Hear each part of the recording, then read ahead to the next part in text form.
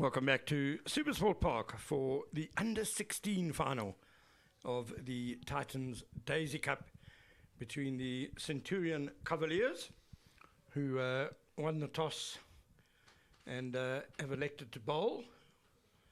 And that's them running out onto the field now. Just now they'll come into picture. And they're up against future Klofies Blue, Klofies being Walter Kloof, and alongside me Otto Simon. Otto, Centurion Kavalliers lost their first two games and have done really well to get to the final. I mean, it pretty well put them on knockout intensity for the rest of the tournament. So I guess they'll be coming into the final feeling that they've built up a lot of resilience. Well, they better be resilient against this Klofies Blue batting team. They've scored double the runs of any other team in the competition. Have the Klofies, future Klofies Blue team. So even though it might seem strange that the Centurion Kavalliers elected to field first, I think they just want to see if they can get on top of this batting monstrosity that is the future Klofies Blue team and restrict them to something that they feel they can chase, just to make sure that they know what they need to do from ball one, and maybe put some jitters into the future Klofies Blue changing room. And then from the Klofies side, they just want their top order to keep on firing. Dandries Verster, Rudo Reder and John van der Westhuizen, more than 500 runs between those three top order players. Then in comes Henko Landman with 119 runs in the season so far. So Verster on 228 runs, which includes two 50s. Rudo Reder on 129 runs with 150. John van der Westhuizen 123 runs in the season, also with a 50. Henko Landman in at 4 with 119 runs. And then Ruan Graaf at number 5. Just 71 runs, but 150 as well. So that's the top 5 of this future Klofies Blue team. And for the Centurion Kavalliers, they've got some standout players of their own. Their bowlers do feature in the top rankings here in the competition so far, but not quite at the top. So Kyle Smits is their best bowler. He's bowled 16 overs in the competition for 59 runs and best bowling figures of 10 for 2 with 61 dots out of those 16 overs. So 10 of those 16 overs in the form of dot balls. So look out for Kyle Smits in the attack of the Centurion Kavalliers. It will be De Lange to open the bowling. Yeah, Captain William De Lange and captain against Captain Dandries Verster is opening the batting for future Klofies Blue. Here we go. And it's going to be a wide, which counts 2 runs. No extra delivery in this tournament. So Dandries Verster, the Klofies captain, said they wanted to bat first as well, so they're quite happy with the outcome of the toss. Both teams got what they wanted, and yeah, it's going to be a fascinating contest with the bowlers of the Kavalliers up against this batting lineup. Verster slaps hard straight to the field of the, as you called it, Otto, a monstrosity, but in a loving, complimentary way. Yes, of course. No, most definitely, it's going to be fascinating to see this contest up front, to see if the Centurion Kavalliers can get some early wickets here. And De Lange now has got square leg and third on the boundary.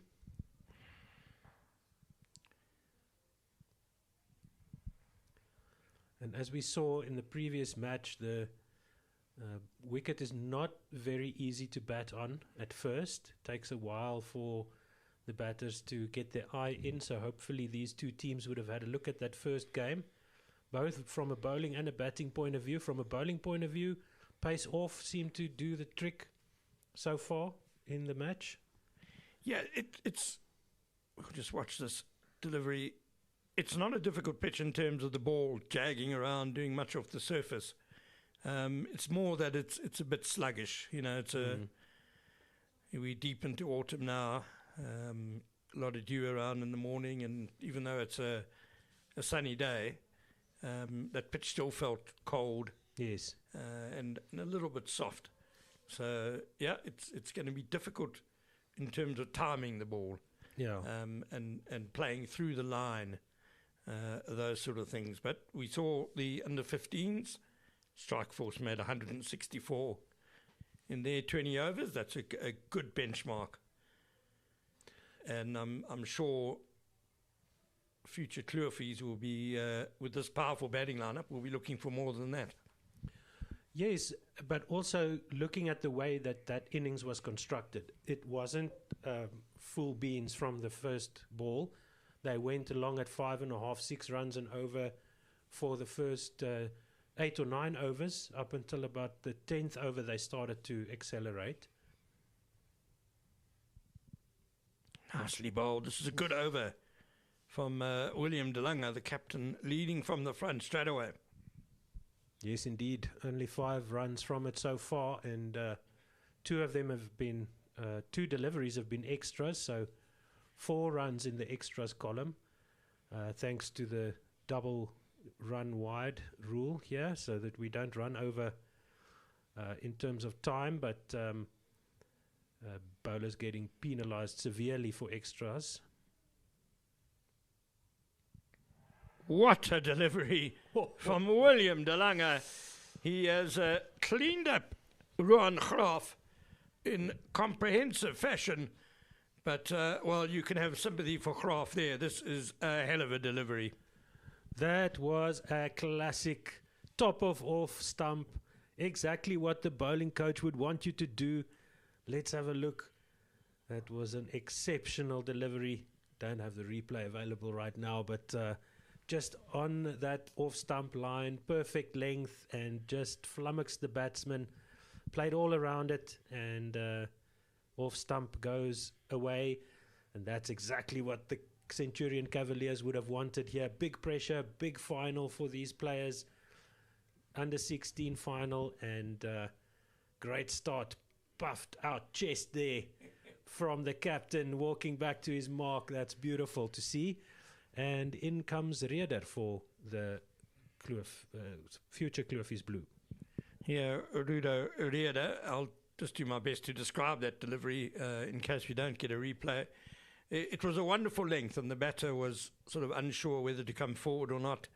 Hung back a bit, and there was beautiful shape away from the right-hander to hit the top of off stump. Here's De Lange again, right up into the block hole. That's exactly how you bowl to the new batter, no matter what number is next to his name or on his back, or what name is on his back. Full and straight, and Reder does well to keep that out. So 5 for 1 after 1. Just a pity that there were a couple of wides in that over, costing 4 of the 5 runs. Otherwise, it really would have been an exceptional start with the ball for the Centurion Kavalliers. So that's exactly what the doctor ordered for the Centurion Kavalliers. They would be well aware of the quality of the batting lineup that they're facing. But this is a final. Both teams start on 0. Every batter does as well. And they have done the business in the first over. Into the attack comes Reinders. Let's see. So it's another right arm off spinner. We've seen quite successful spin bowling in the day so far. Lots of spin overs and good success for most of the spinners.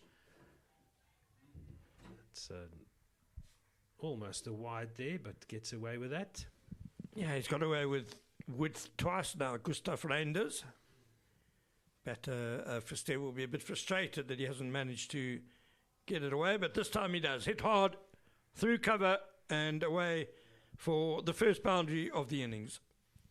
And nicely through the opening in the boundary there as well for the roller, and went all the way up to the hospitality area there. Nice back foot cut shot, powerfully through extra cover, straight through the gate in the fence as well.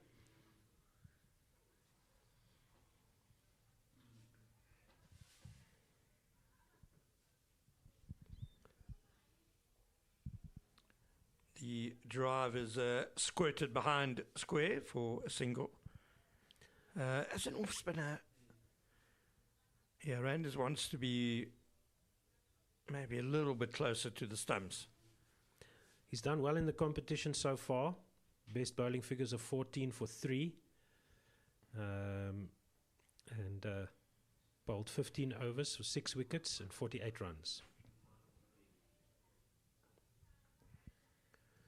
Economy of 3.2, so he is a force to be reckoned with. Also going through his deliveries quite quickly. Just one ball to go already. Another cut shot this time. There is a fielder there. And seeing some glimpses of why these future Klofies Blue players have been scoring runs for fun. But vital first wicket in the first over, and calm enough second over. So nicely set up here. Yeah, 11 for 1. You touched on it, Otto, the previous game, just how important it is not to go out too hard up front when the pitch is a bit on the slow side. A measured start. And Graaf beaten by a wonderful delivery, not playing a poor stroke at all. Here's De Lange again, the wicket taker. And driven nicely through mid-wicket. And there it goes across the boundary for 4. Yeah, just straying a little bit onto leg stump there. Does De Lange. And Reeder cashes in quite nicely, clips it off his pads and evades the fielder there. We'll see a replay now. Well, he is a boundary hitter, is Rudo Reeder. He is at 14 fours and 5 sixes. Gets beaten by the next one, goes through to the keeper. Yeah, and the swing almost beat the bat there, looking at the replay, but did manage to get enough on it there, did Reeder. Striking at 163 this tournament, Rudo Reeder. So he's obviously a key man for future Klofies Blue. Good shot there and nicely stopped by mid-off. Yeah, they can see the Klofies batters are chomping at the bit. You can just see they are ready to score some big runs. Kavalliers know what they need to do. Nicely struck through the covers, through extra cover for 4 by Reeder. 2 boundaries in the over now. Just a little bit too full and wide. And Reeder has enough room to open up the shoulders and beats the fielders at cover and extra cover. Nice and solid there. Just getting to the pitch of that ball. Opened the face a bit to access the gap. Better length from De Lange, but a nice straight drive. Won't get a run now. I think De Lange might have just gotten a finger to that one to stop most of the momentum. So good battle developing here. So far, still quite even.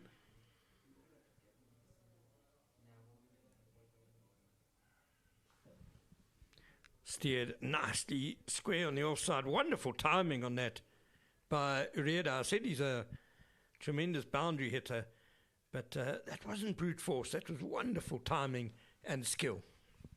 Absolutely. You can see here in the replay, just stands up, gets back to ball, and perfect placement. Very nicely done. 3 overs gone, 23 for 1. And that was a very welcome 12 run over for the future Klofies Blue team. So, well, Rieda seems to enjoy the pace. I wonder if Centurion will be brave to bowl a second spinner inside the power play as well. Reinders is going to bowl his second over. Did a reasonable job in his first over. Went for 6. Slapped hard into the covers, diving half save, and the sweeper will keep it to just a single. Yeah, the seam bowling worked really well in DeLonge's first over, and the second over the batters seemed to have gotten their eye in a bit better. Over where mid-off would be excellent strike by Rieda, and away for 4. The mid-off was quite wide and quite deep as well, and it presented Rieda with a wonderful gap to hit through. A bit too full, and Rieda just managing to punch it away there. Yeah, mid-off has come straighter now and fields well. Good stop. I'm not sure why he was so wide for the previous delivery. A bit of misplacement of the fielding, I think, there, of the fielder. Reinders now moves him a little bit wider again, but this is for Star. Yeah, he's still straighter than he was. He's okay now, and that one goes to the cover sweeper for 1. So, Rieder back on strike. Reinders has done okay in this over so far, except for that 4. Tries to fire it a bit flatter. They go through for a quick single, and bit of an embarrassing situation for the fielder there. That shouldn't have been a single at all. Even with the hesitation, it was a comfortable single, a bit slow to come in. He's not even on the edge of the ring. He's, 5 or 6 meters in. And they're going to reinforce the offside field now. Nice. A cover and an extra cover and quite a wide mid-off. And it goes to the cover fielder to end the 4th over, 31 for 1. 8 runs from that over. So it's picking up nicely, as we saw in the under-15 game, where the 2 batters managed to stay together and just bowl steadily without giving too many chances. So it looks like the future Klofies Blue are playing the same strategy, just keeping the ball on the floor, not giving too many opportunities to the fielding team. So we see a change in the bowling, and you can see there lots of space here at Centurion Park, and a few people coming through to come and support the young men playing here in the World Cup venue, SuperSport Park Centurion. And you're welcome to join us if you are in the area. Kyle Smuts is joining the attack. So it is spin at both ends now, taking pace away from Rieda, who just dinks it into the covers for 1. Smuts has had a really good tournament. He's taken 7 wickets in 16 overs and economy of 3.69. Getting a bit of bounce as well, but nicely played by Fister. Another single that should not have been a single, bit of a fumble in the field there, so these batters are eager to rotate the strike as well. Slog sweep, didn't get all of it. Oof. which might have been fortunate. Yeah, no, if he had It was straight to the field, eh? connected that a little bit better, he would have been gone. So Rieder definitely with the intent to keep on scoring maximum runs. Bit short. That time must much, but he gets away with it. There's nobody behind this offside field. So the cover fielder is extremely important. Point, an extra cover catching quite close to the wicket. If they miss, it's a 4. Down the wicket by Verster. Excellent shot. Over deep mid-off and away for 4. Yeah, just nice footwork and picking out where the gaps are behind the fielders. So just lifting it over mid-off inside the circle. Double step, dancing down the wicket, beautifully done.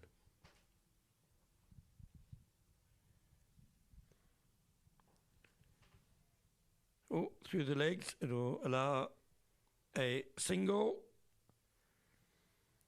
And if I were the Kavalliers captain, I'd have a talk to the fielders there. They need to be accurate. And I'm going to be joined by Mbali. Thank you very much, Ken.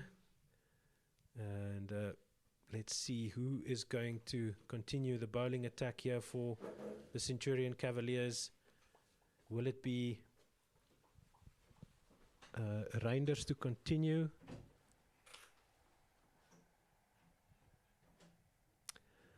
And we remind you that you can get your tickets right now for the 8-player team in the Wacky Golf Day at the Centurion Country Club. Wacky Golf Day 2026. Join us for a day of swings, sunshine and sportsmanship on the 1st of July 2026 at the Centurion Country Club. As play continues, 17,500 for a team of 8. And before you fall off your chair, that includes caps, shirts and the golf carts as well. So it's not too bad. Not bad, especially knowing that the money will come to a very good cause. Things like this and the youngsters that you see, this is what keeps them going. Good morning. Joining Otto, and I come with the runs already. A boundary, beautiful innings. Score is 43 for 1 after 5.3 overs. Very steady start. Indeed. Just the 1 wicket in that first over. So de Klerk conceding a boundary there. And he carries on now out to mid-off. They are taking every single that's on offer here, the future Klofies Blue. So they're not only punishing bad deliveries, but they're also punishing bad fielding and bad field placement and just knocking the ball into spaces, taking every chance. Yeah, making the most of it. As you can see, the ball being airborne there.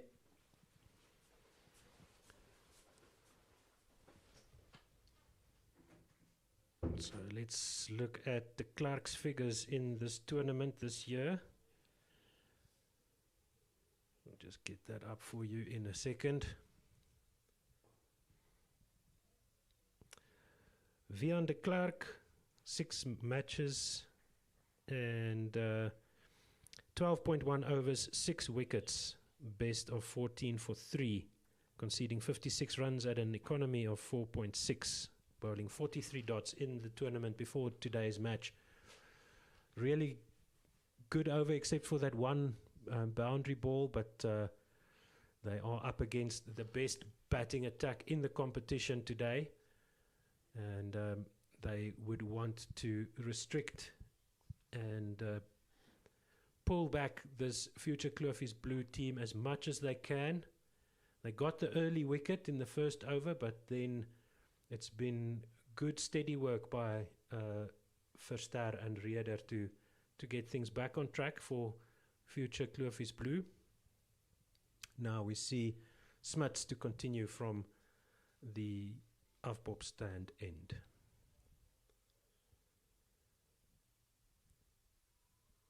Just taking a moment. He's got protection, quite two fielders backward point and mid wicket on the leg side. And the sweeper on the cover boundary will pick that one up. Just the single. Are they coming back for two? Another fumble in the field. Yeah, it has been a bit of a bad fielding. Remember, this is also the power over, and how it works is that every run that comes off the bat will definitely count as a double, but if there's a wicket, it is minus 10 runs. So far, if you've got 10 runs, you are at the end of the over, you are going to be, you're going to have 20 runs. So you need to make the most of the power overs, which is the only 2 of them that are allowed.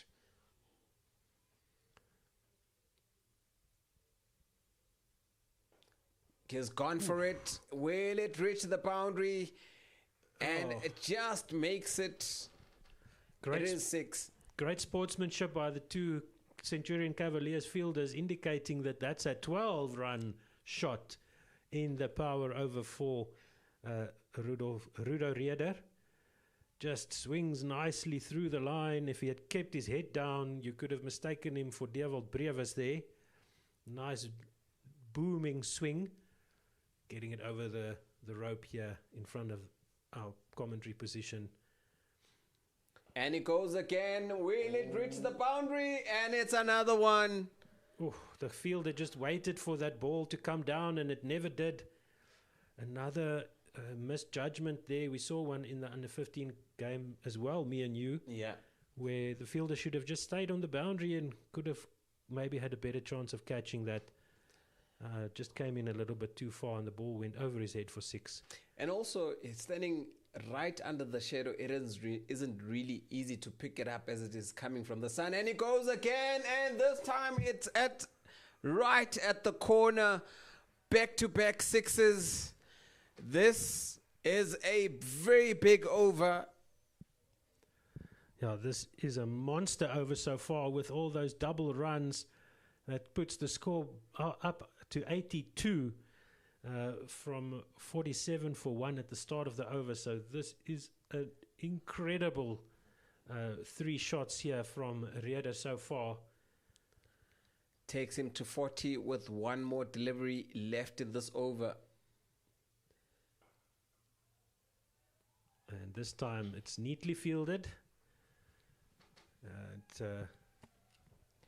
So that over on its own just cost 40 runs. Remember, talking about the over, anything that comes off the bat is double. So you had 3 6s in that over. So that's 3 times 3 equal to 36.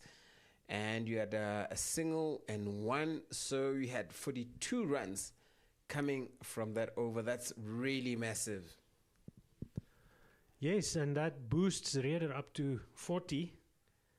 So that was a painful one there for Smuts.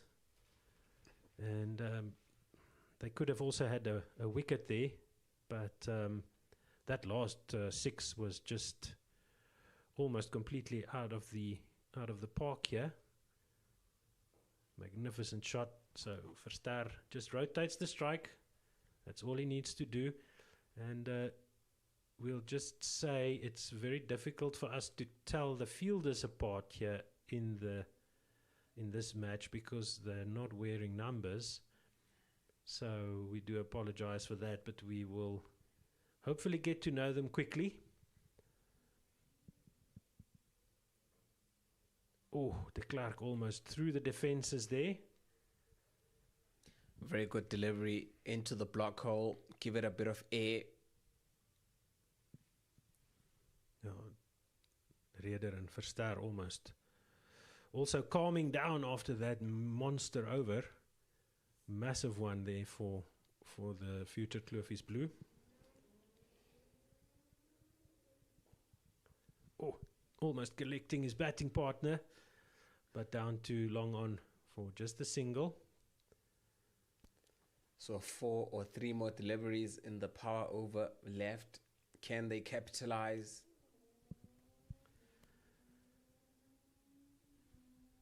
Goes for it. Goes to the boundary. Power hitting there. Absolute bullet of a shot there from Ruda Rieder.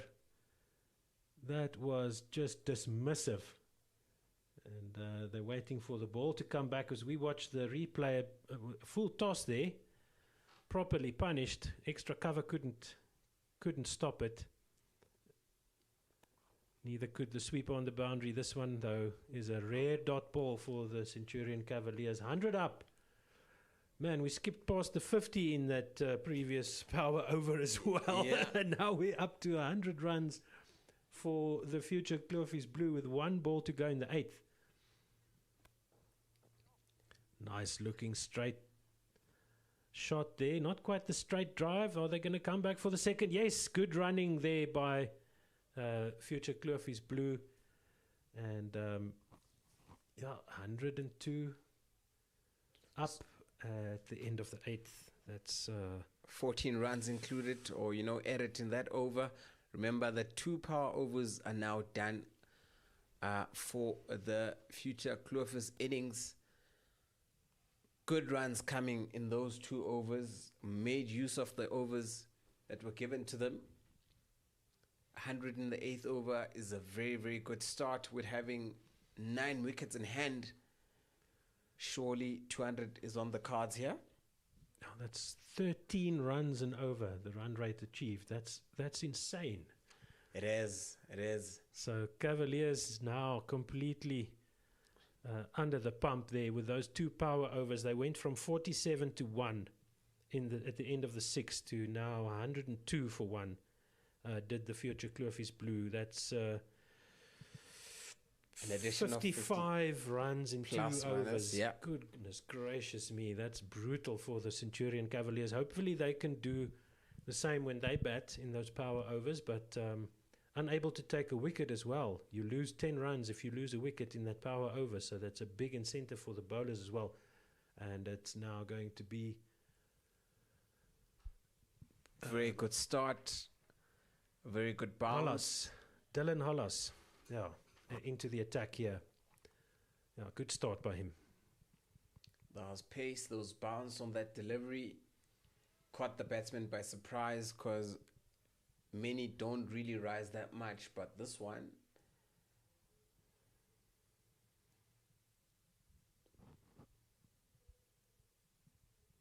Oh, wide outside off stump.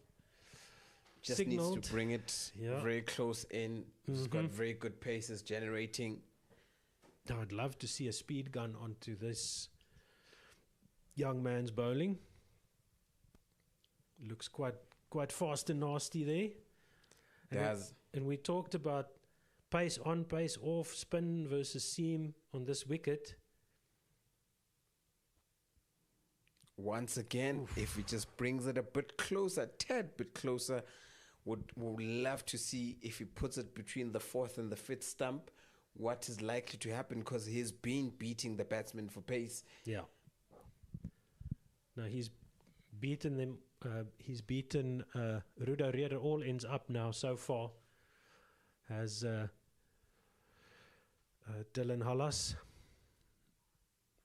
Full and wide and just straight to the extra cover field there. There is protection sweeping on the boundary as well. And net result here, 3 dot balls so far. Well, 2 dot balls so far. So this is really good by Hollas. Only 2 runs conceded by him. It's the wides. There we go. That delivery. Yeah, another dot ball. This is absolute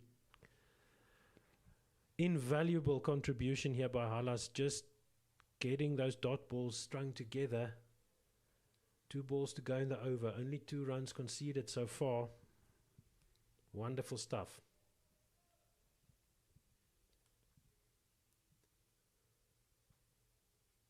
Another one. Yeah. Very, very close to the bat this time. Beating him for pace. A tad bit closer to the off stump. Let's see. He might find himself in business.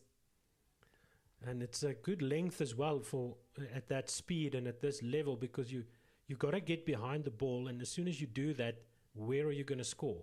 So you've got to look at the crossbat shot, and this time it's a bit fuller, gets the drive. You've either got to play a pull or a cut shot. You can't, you can't score if you're just going to get behind the ball at that midriff, middle of your chest kind of level. Yeah.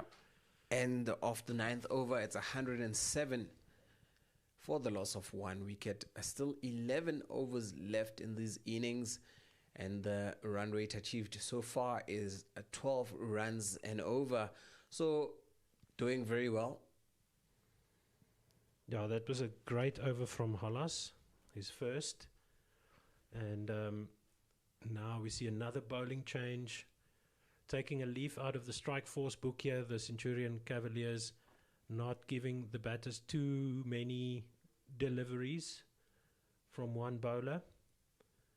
So let's see what Visser can do. Just have a look at his figures as well.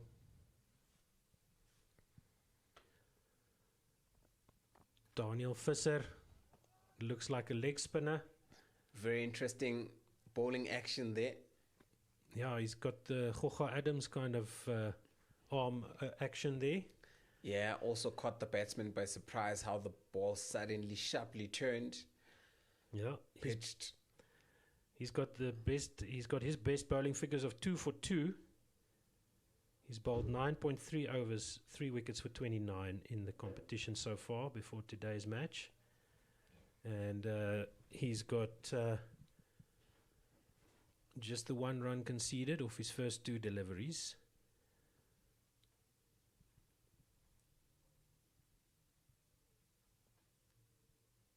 Oh, that is a really awkward bowling action. Yeah, very unorthodox, but you can actually see the turn as it pitches between middle and leg and then comes out.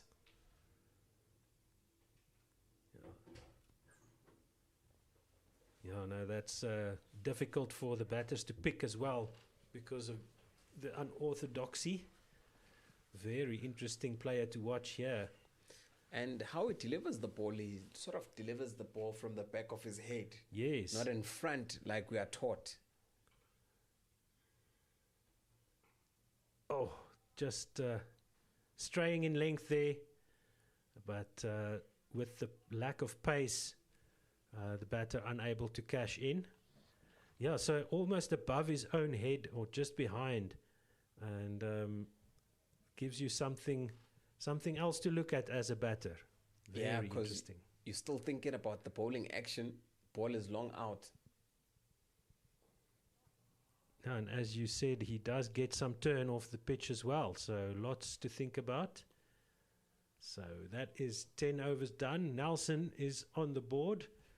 And I'm going to make way for Mr. Ken Borland. Guess I should have my feet up.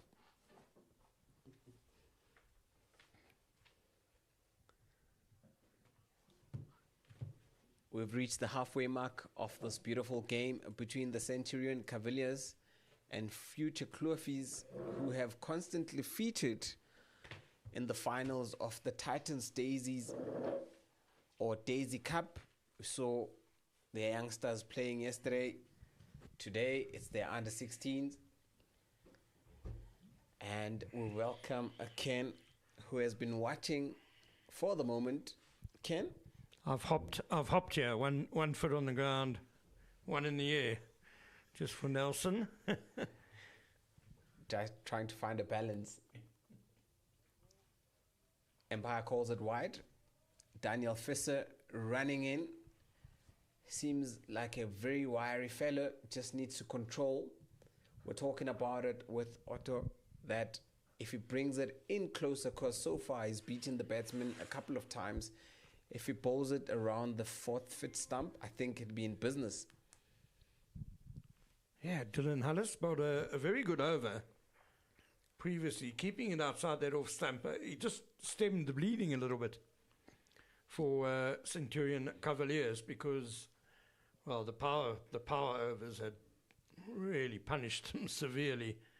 We talk about how that's very nicely bowled, bit of a wave shape. Nicely done by Hullis. And the bit of pace that he brings in there.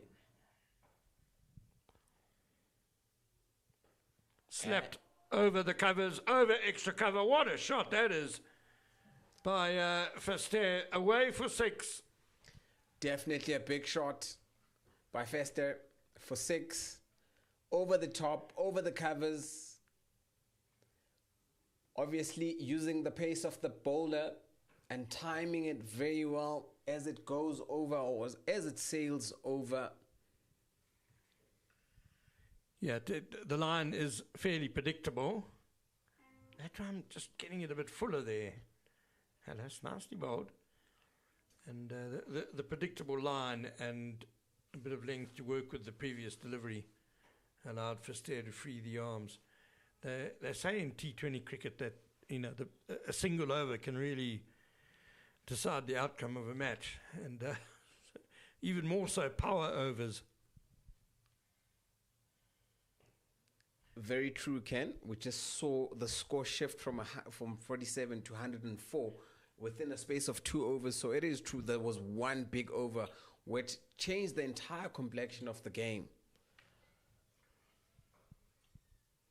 Yeah, you have to feel for the bowler. Kyle Smuts, who went for 3 sixes in a power over. And, I mean, he's been outstanding with the ball in this tournament. But, yeah, Mother Cricket, sometimes it's your day to feel the wrath. Yeah. The bowler just changing it up a bit there. Good variation.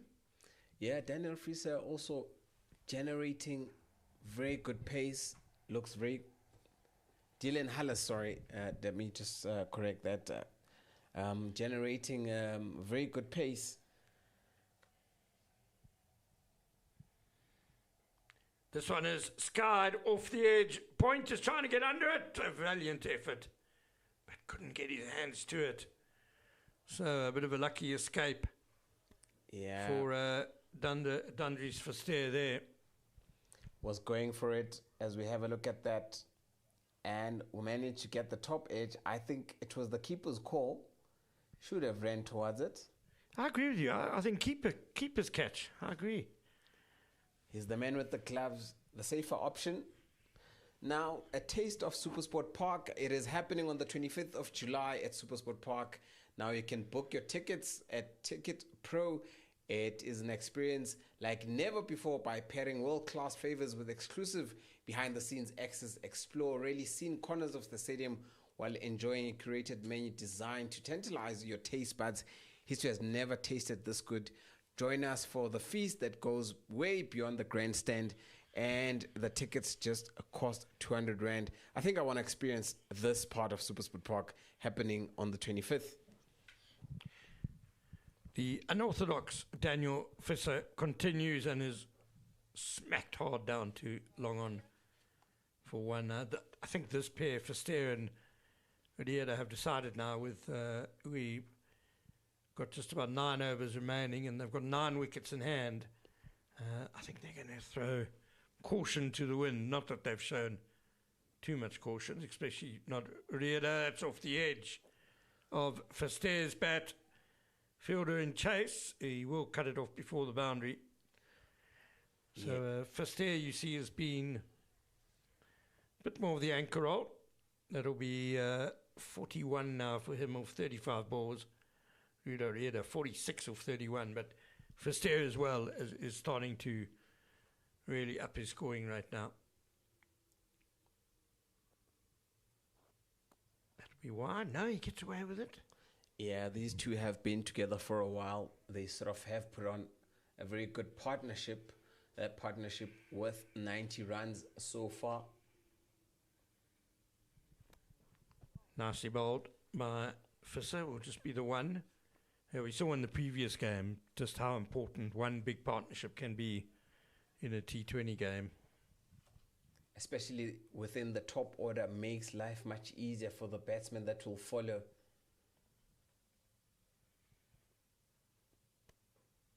Cut hard, gets through. Another boundary for Rudo Rieder, and that's going to be his 50. What a half century it's been of just 32 deliveries. And his wonderful tournament continues. Definitely a beautiful cricket shot. Rudo Rieder hitting it very hard to the boundary. Now a little shuffle. Has he held on? Bounce ball. Well, we certainly got us excited for a moment there, only for the umpire to say bounce ball. Well, he hit it very hard, and you must give credit to the bowler actually being able to actually take it. It's very difficult to actually, receive the ball as you are bowling. You're still focusing, you've just dropped your head. Next thing, the ball is coming back straight to you because it was really hit very hard. Yeah, Rieder certainly has got a lot of energy behind the ball when he hits it. So Visser does well. 2 overs for 12. He's done a good, tidy job. 129 for 1, 8 overs remaining. And future Klofies Blue are on their way to 200 or more here. That's got to be their target, one imagines. Well over 200. Well, if they continue at this rate, they'll definitely get to 200. As we see, new bowler, that is Shaw, replacing Hallis. Jochen Shaw. Certainly using quite a few bowlers are Centurion Kavalliers. Understandable, they're pretty desperate by now to break this partnership, which is worth 96.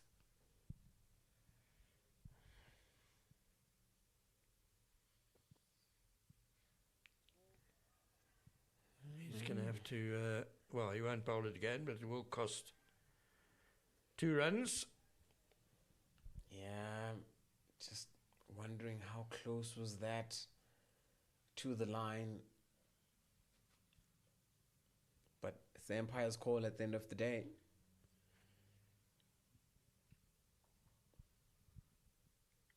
Umpire DG van der Westhuizen at that end, as this is hoiked across the line to deep square leg for 1. Very important for these two as they move on to a partnership of 99 to just keep the strike going as they rotate. Still plenty of overs left. Yeah, they've got to try and get some runs every delivery, I would say, as that's chipped up to long off for 1. And that will be a 100 partnership between the two batsmen. Fester on 44, Rieder on 51. Great going to these two.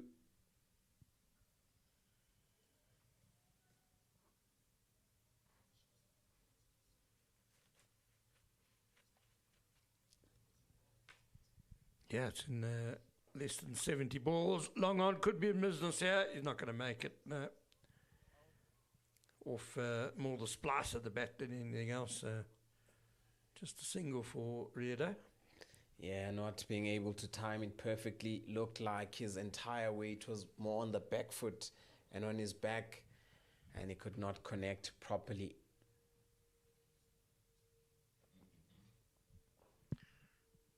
Shaw getting it up in the block hole, but for Stairs comfortably getting a 1 off that as well.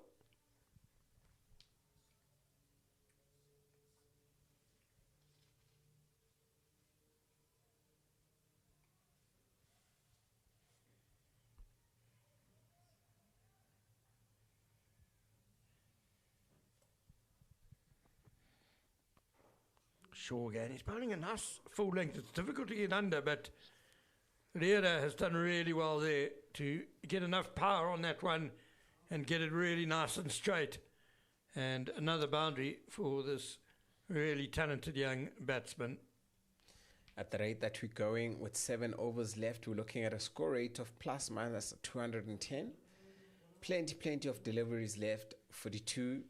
A lot can happen in the 42 runs, provided you have the likes of the two batsmen still at the crease in the next 4 or 5 overs, it can be very, very dangerous. Yeah, I think for Centurion Kavalliers, they've got to decide who is their most likely wicket taker at this point of the game. They need to break this partnership, because if they don't, they're going at 10.8 already. They could be getting up to 12, 13 and over. As that's hit. Excellent shot. Beautifully played by Fister. Over extra cover for 4. Yeah, played inside out there. Was able to go over the top. Eluded everyone and ends up at the boundary. Looks like these two are on the charge. Moves Fister to 49. Well, he's already the leading run scorer in this under-16 tournament. On the brink of his 3rd half century now. Won't quite. Oh, yeah, he will get it now due to the misfield. So there it is, a really well compiled 50 for Captain Dundery's Fister off 42 deliveries. Very well played. We spoke about the importance of building partnerships, but there have been plenty of half centuries throughout this tournament. No one has got as many as Fister, though. He's 3rd. No one's managed to... Well, in fact, no one's managed to score 2 even. He was the only guy with 2 coming into today.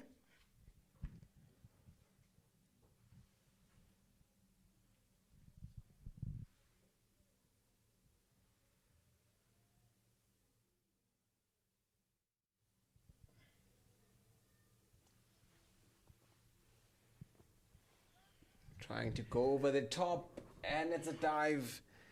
And missing that opportunity. Tough chance. Would have been a hell of a catch if he'd got that. Yeah, we saw one this morning taken on cow corner. What a splendid catch it was. Changed the complexion of the game. Slapped with great power. And the same fielder diving, this time to his right. Cut it off. Dundery's Fister is starting to run rampant now here as well, alongside Rudo Riera. Takes the score to 152 for the loss of 1. We are in the 14th over. Now, future Klofies now really going after it. Taking Fister to 54 as we wait for the ball to come back into the field.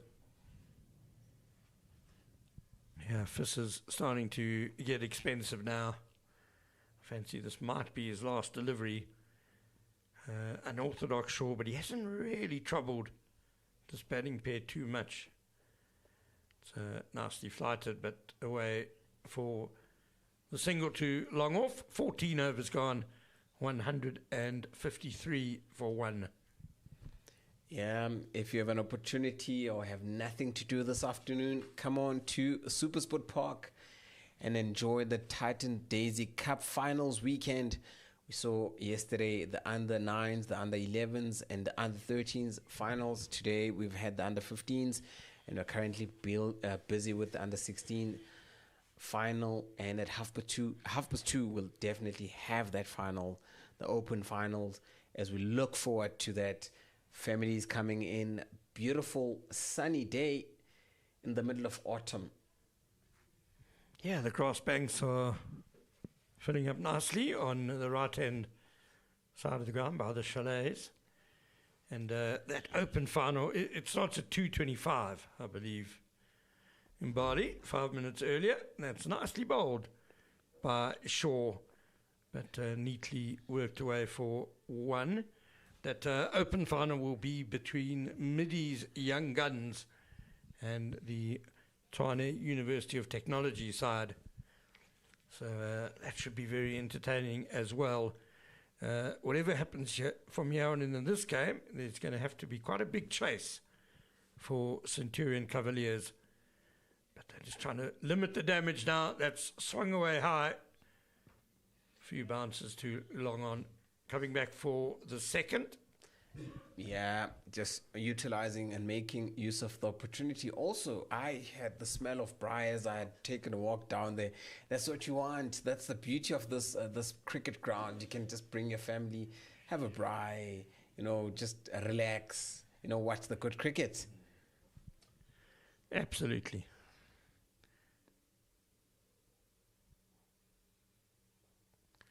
Heaved across the line by Verster. He'll just get a single. Jochen Shaw has actually done quite a good job. He's bowling at a difficult time, but I like that he's getting it right up there into the block hole more often than not. Yeah, just making the batsman play and not giving them, an opportunity to hit him all over the park. Little shuffle down the pitch, slapped over the covers and over the boundary fielder as well.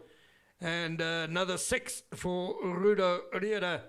Takes him to 66 not out off just 40 deliveries. Talk about a commentator's curse. Just as we are applauding him for the good figures, the next one is sent to the boundary and it goes over the top.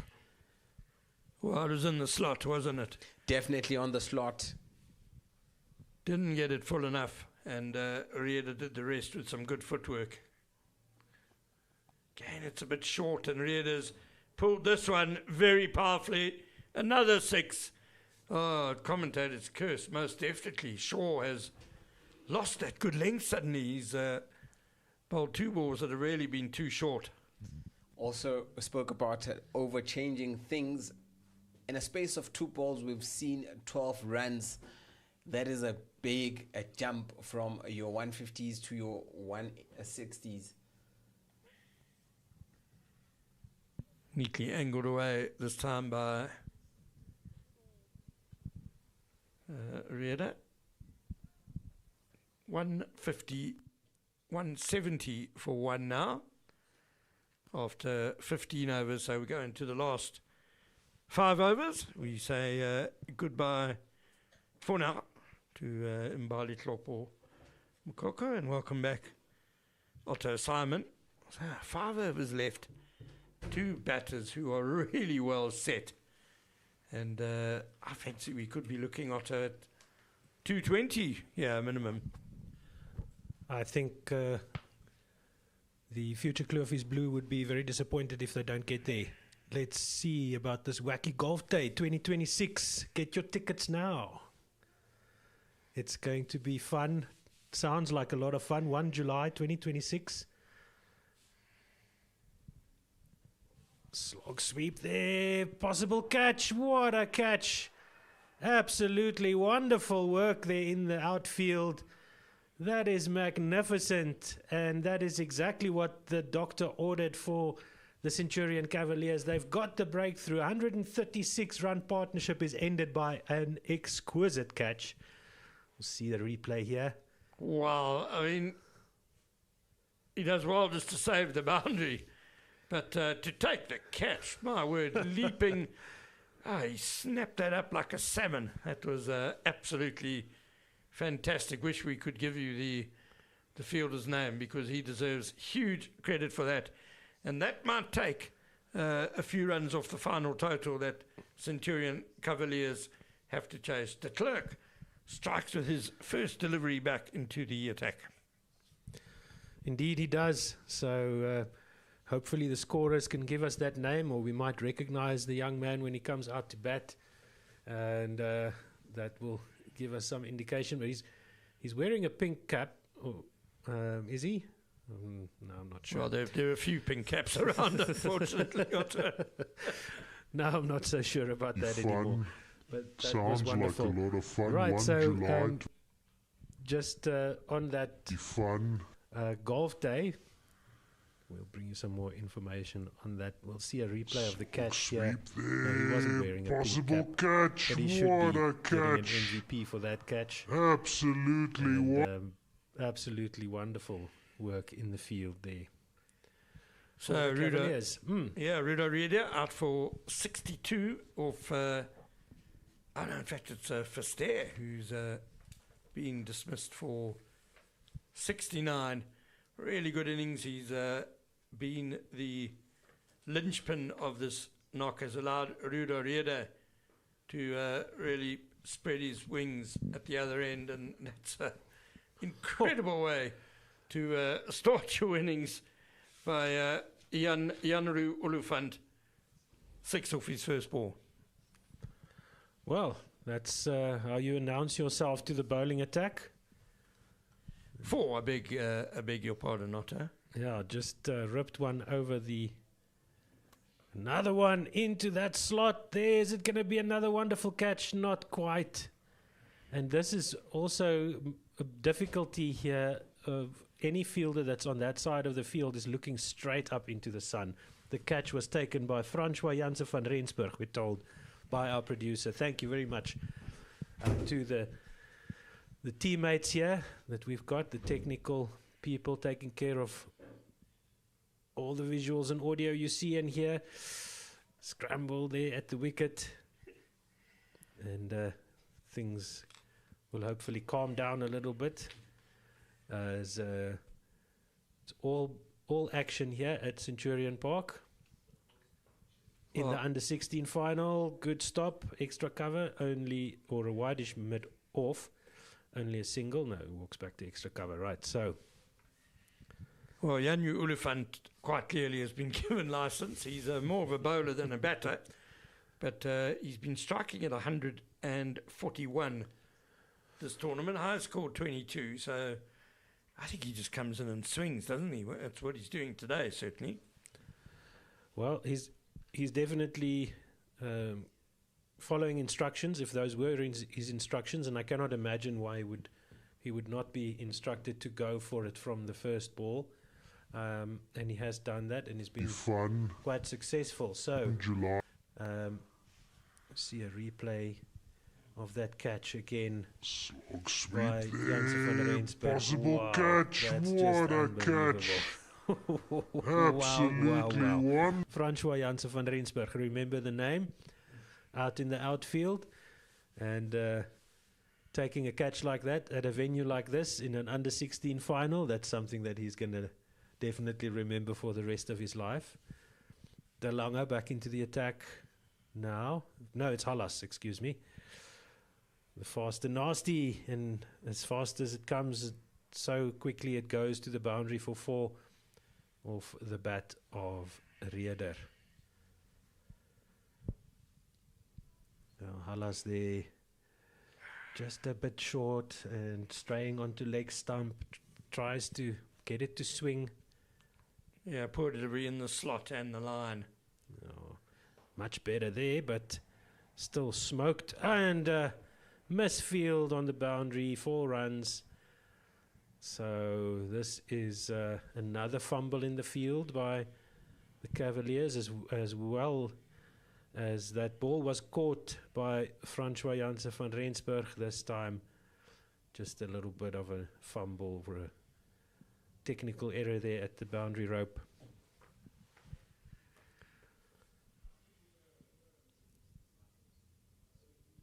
Oh, nice slower delivery.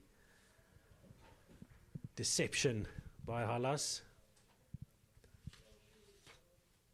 So let's see here. So what can the future Klofies aim for here? So 220 was on the cards.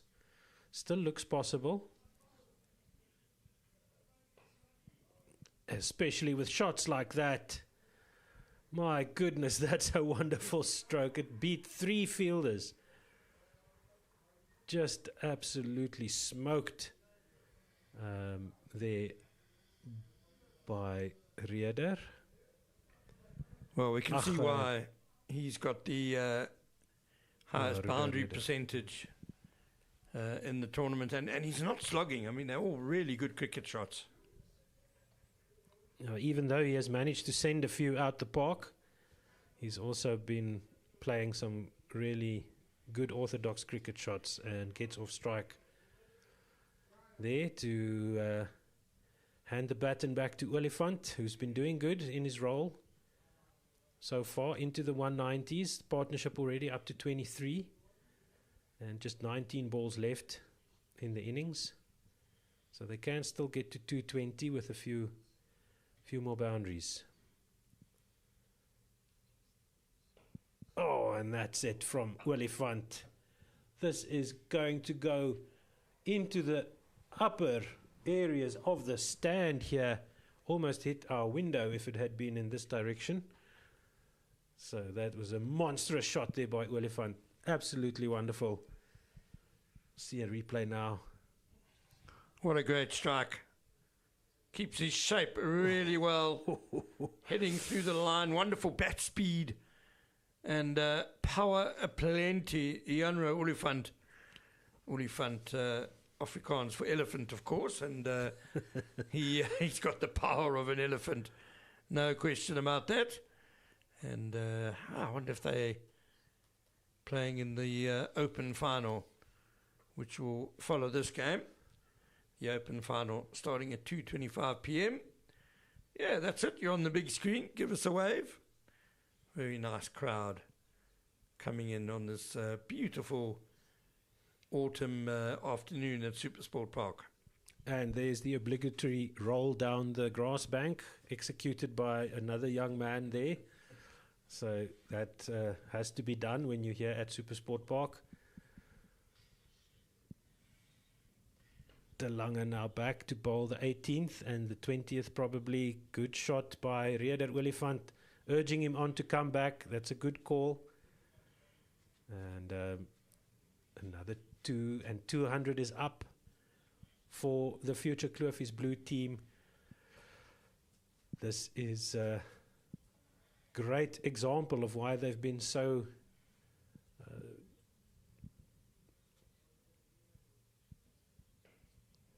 So, is that another 6? Yes, it is. For a moment, we thought that fielder was in play there, but it's another maximum, and this is why we saw the figures before we started commentating on this game. Now we see why. See where those figures came from. This has been just impressive.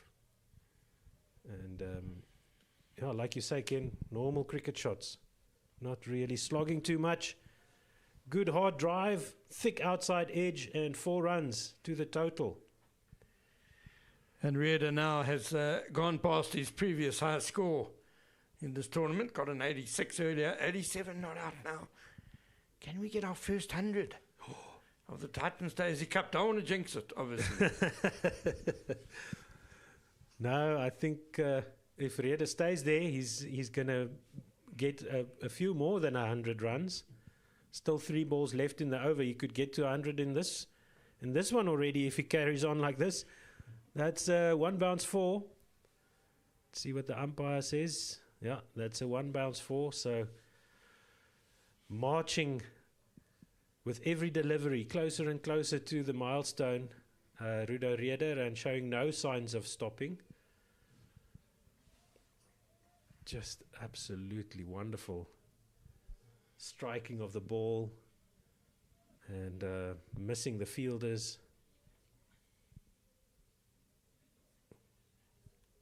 This time there's a bit of indecision. Stuck in the middle of the pitch is Olifant, and an overthrow will mean that they do get the single.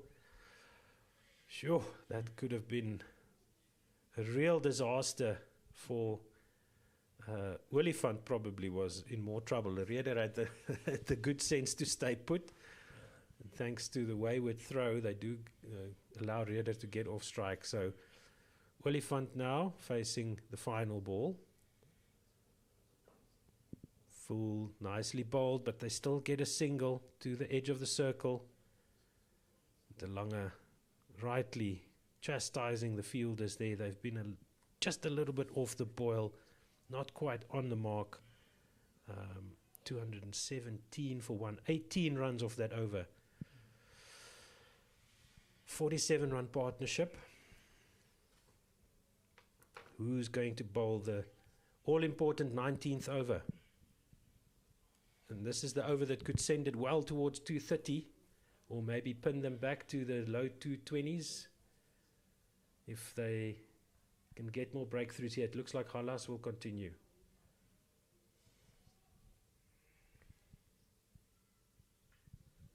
3 overs for 31 Hullis. Just his last over, just lost his length a bit and got punished. He's hiding it there inside the wide line. Good delivery.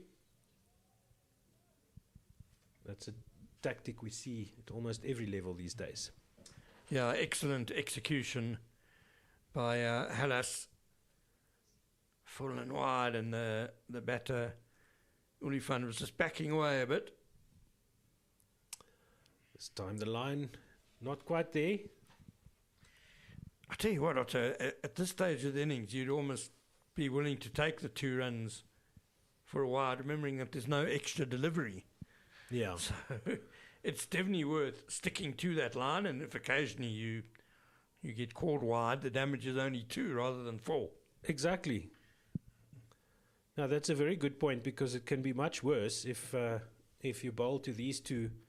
They've already showed what they can do, so rather concede the 2 runs rather than 4 or 6.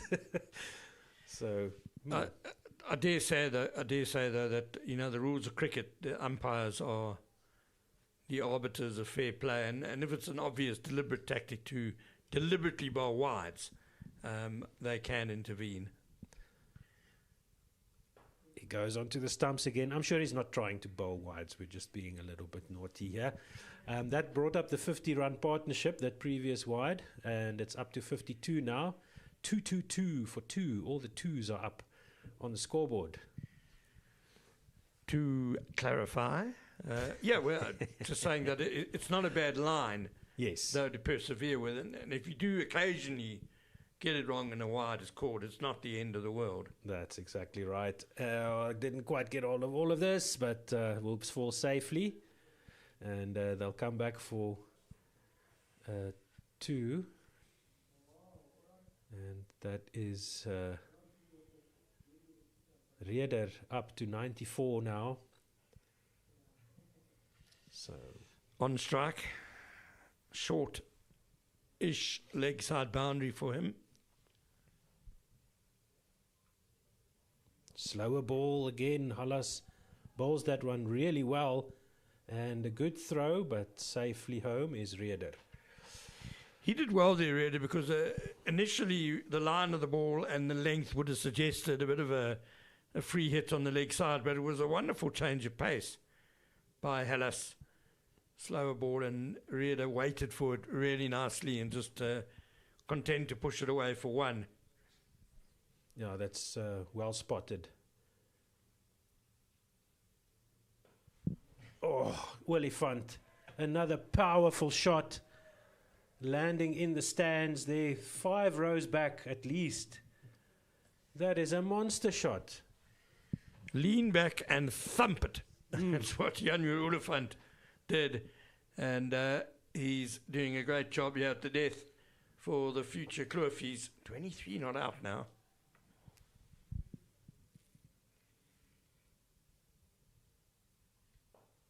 Oh, it's magnificent hitting. Again, beating the fielder at mid-wicket. That's just inside the ring. And a wonderful 4 again for Olifant. He's raced up to 27 now. And just getting an update on how many balls he's faced. But it's been a strike rate, a phenomenal strike rate, and doing exactly what he would have been expected to do. Come in and do some damage. 235 at the end of the 19th means that they scored 28. They scored 18 runs off that over. Yeah. So Reder on strike on 95. And that's all we'll say about that. Oh, nice one there from De Lange. Nice and full. Again, like you say, Ken, and if you can stick to that line, it's difficult to get underneath the ball. And if you do get widened, it's not that bad. So, Well, that nearly knocked over his off stump. Excellent, super delivery yeah, by Willem De Lange. indeed. Oh, another one that beats the bat. Oh, and that's just too bad there for De Lange. Is that going to be signalled a bye, or did he get some bat on that? He seems to have had some connection to that ball, because they've given it to Rudo Reder. He's moved up to 99 now. Oh, he'll be happy with that call, no doubt. Yes. We could keep Derek Boertes not so much. So there was a chance. Yeah, definite chance that went down there. Inside edge, always a lot more difficult because you're not expecting that as the wicket keeper. And this is already an amazing score by the future Klofies Blue. Let's see what else they can add onto this.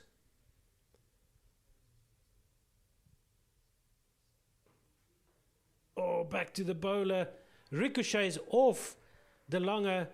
And apology from Rudo Reder to De Lange.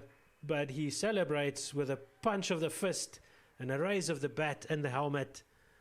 And that's a wonderful moment in his cricketing life.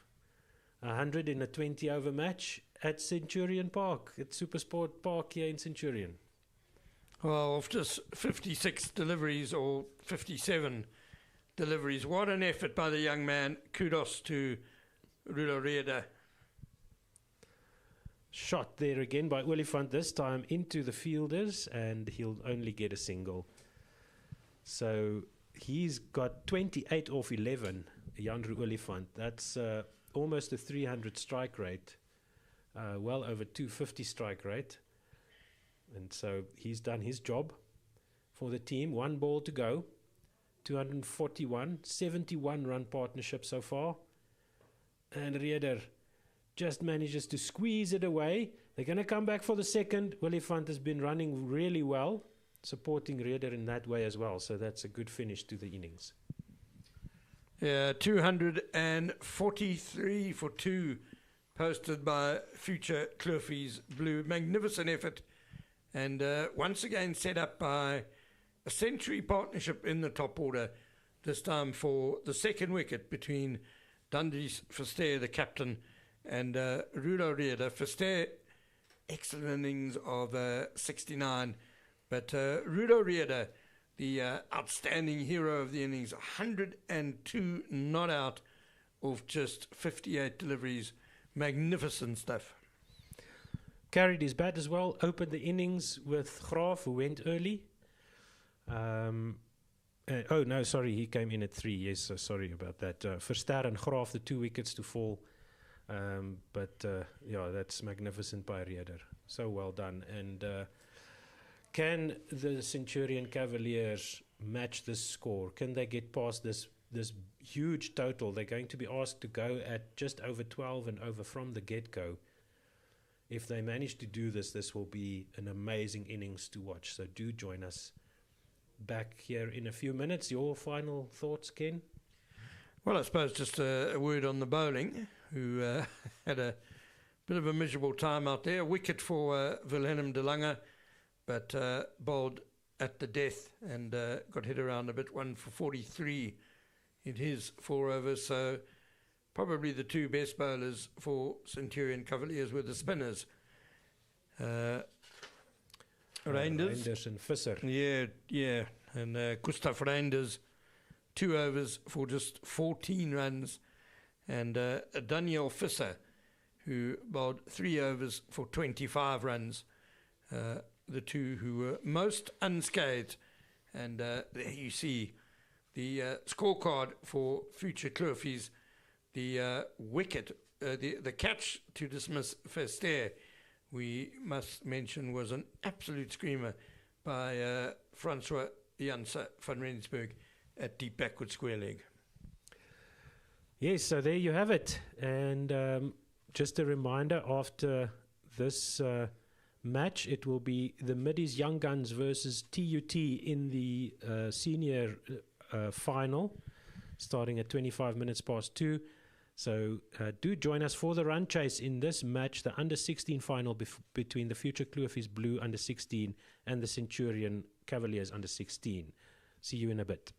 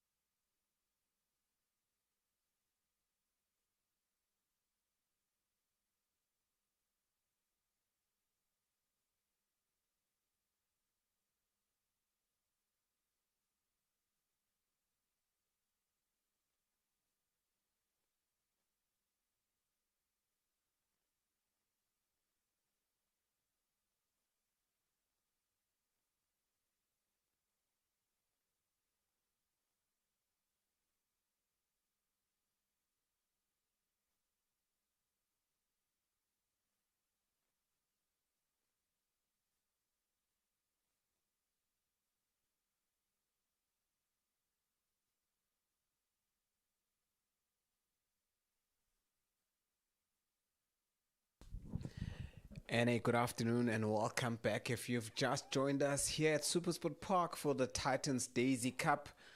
Now the next match, which will take place at the men's open final, only happens at 2 this afternoon. But so far we've seen two beautiful cricket games, with the one that just finished the innings, that is Centurion Kavalliers needing 244 of 20 overs to win at a run rate of about 12 runs. We saw Rudy Rieder scoring 100 runs. And it's going to be a very, very tall order chasing 200. My name is Mbali Hlope, and I'm joined by a good friend and a colleague, Otto, who has been doing the numbers as we see the team that put on the runs running back in to say, let us get this trophy. Hello, Mbali. Welcome back, everybody, wherever you are in the world. Good afternoon, good morning, good evening.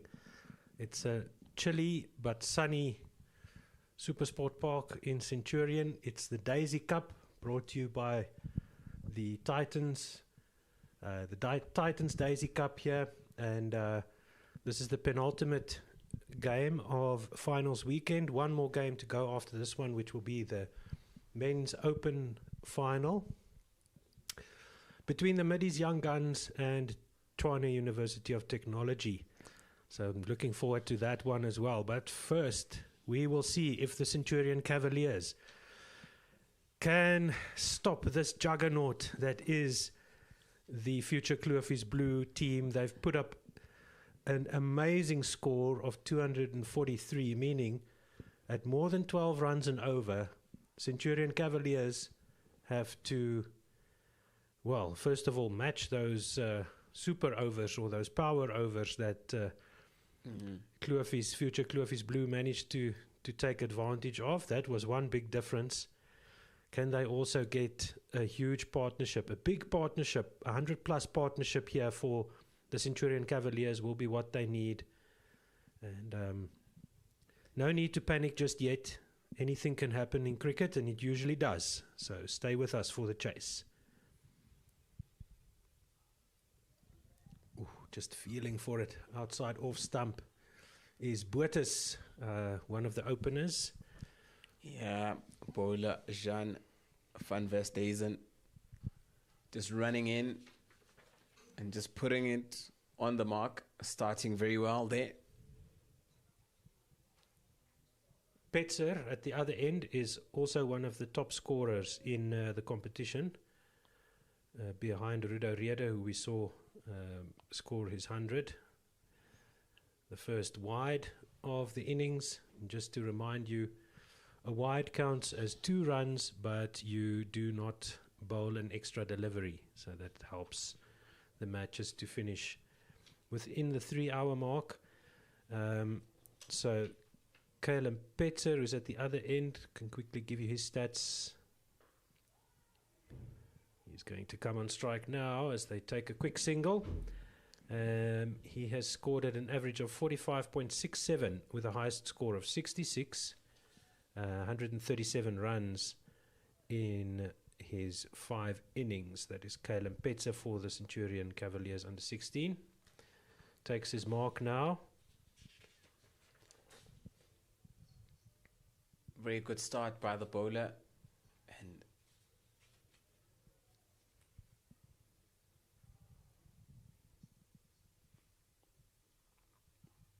Van der Westhuizen is doing really well in the start so far. Very nice line and length, not many scoring opportunities. And they've got a packed onside here, which is quite interesting. And protection at third man and a sweeper on the cover fence.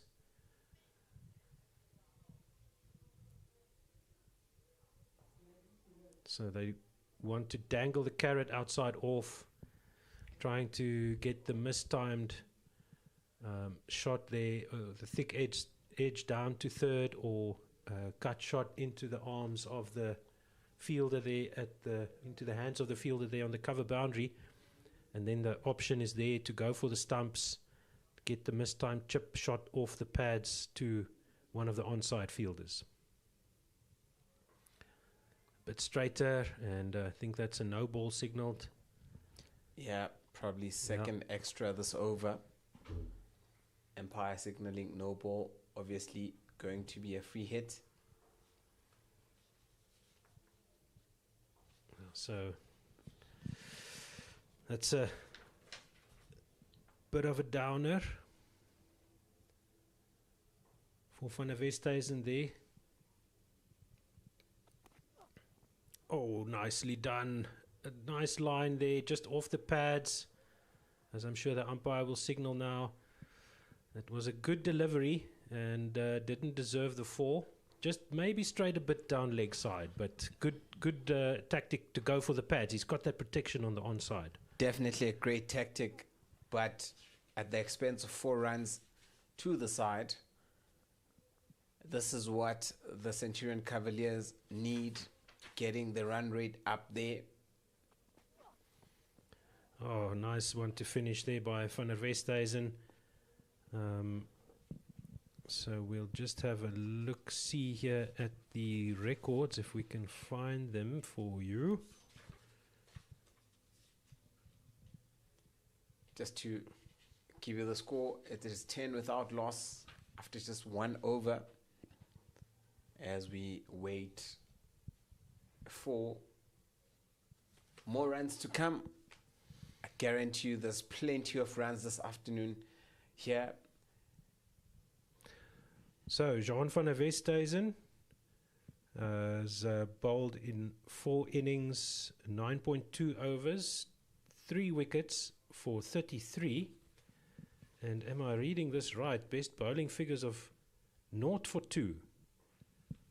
Bowled very well. I'm waiting for my glasses to be delivered, but I'm sure I'm reading that right.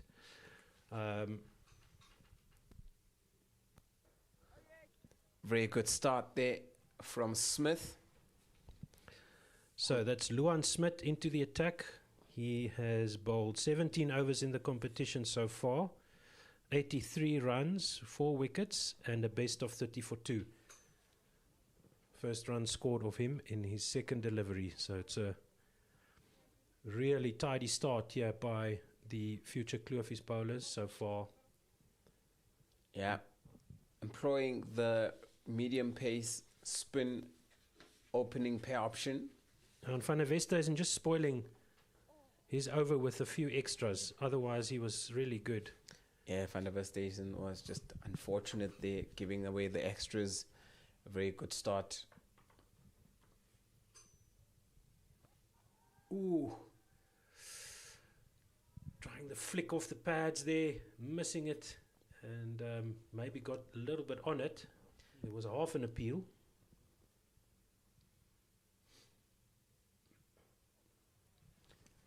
Once again, tried that short. The previous delivery did not come off, but this time middles it, times it, just goes for 1. It's quite important quite early in your innings that you try and play as straight as you can.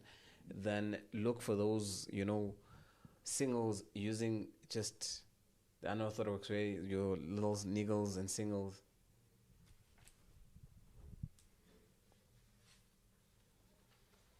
Nice late cut shot there, but straight to third inside the ring. And Smith finishes a very tidy over, only conceding 2 runs, 12 without loss. Very good over indeed by Smith, producing the goods.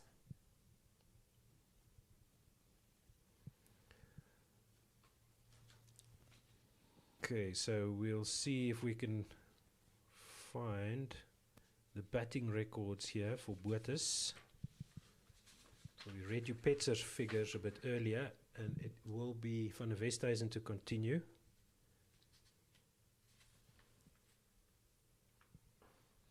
Goes over the top. It is probably the first boundary of the innings coming off the bat. Very good pickup shot there, using the pace of the bowler, using the pace of Jean van Westhuizen. Yeah, that's Derek Botha's great shot here. Nice pickup. He knows the fielders on the onside are all inside the ring. not timing that one very well. So Derek Boetes played 6 innings, 1 not out, 47 runs at an average of 9.4 and a strike rate of 57.3 so far in this competition. Ooh, just steering that nicely down to third man, almost bringing backward point in business there inside the ring. Yeah, was very close to his body for him to cut, especially if you see the direction the ball took. Could have flown anywhere, could have flown into the hands of the guy at backward point.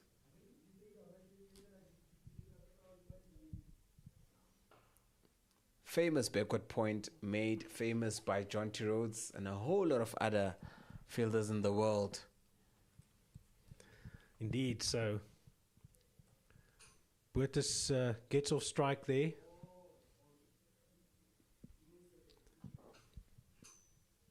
Van der Westhuizen looking a little bit better so far in his second over. In terms of the extras, at least. Good looking shot there by Petzer.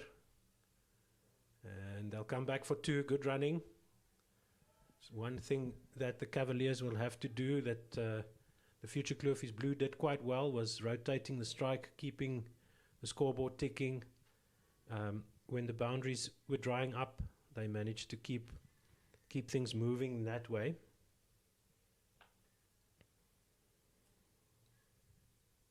Oh, nice. Very Fired good in. delivery. Yeah, fired in at the stumps. That's great stuff. Only a single. And bit of a pity for Van der Westhuizen about that boundary. But other than that, he did really well in his second over. 22 without loss. Looks like he's expensive, but it's just a little bit of ill discipline in that first over.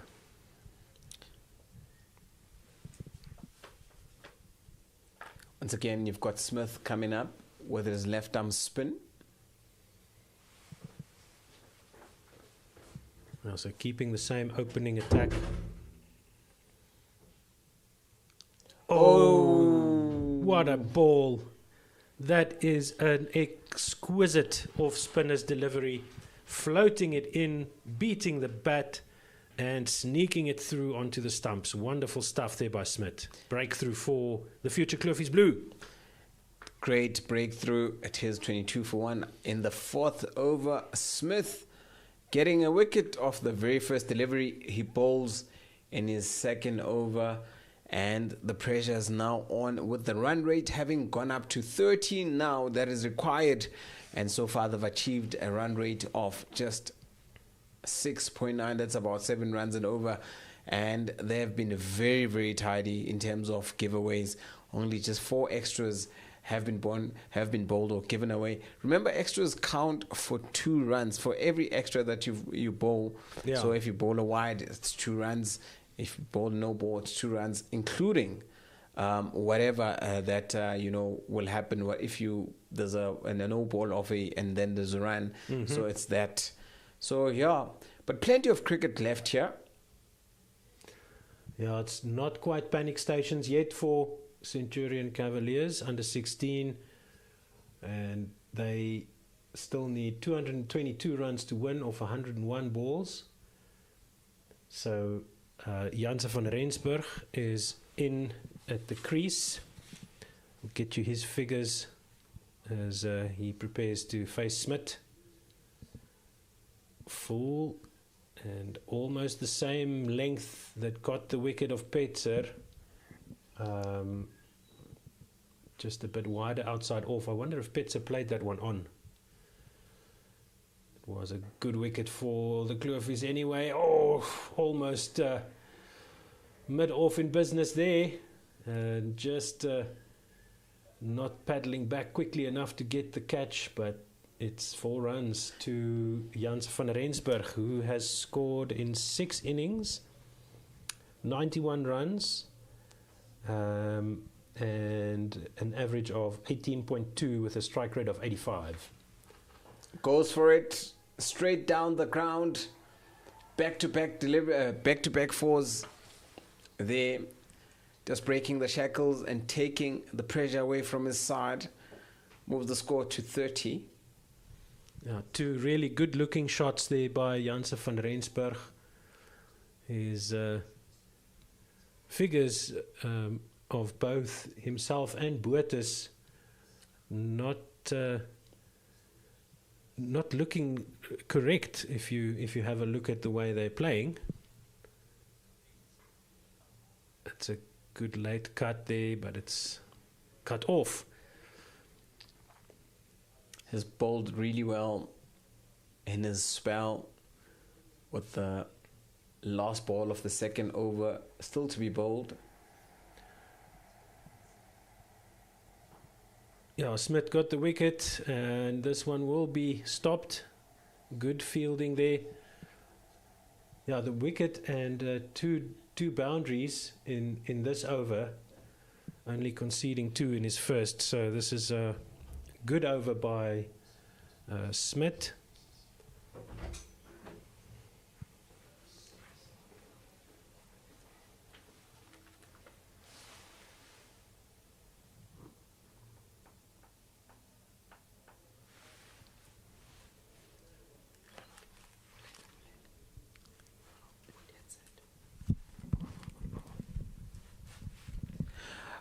That over coming in.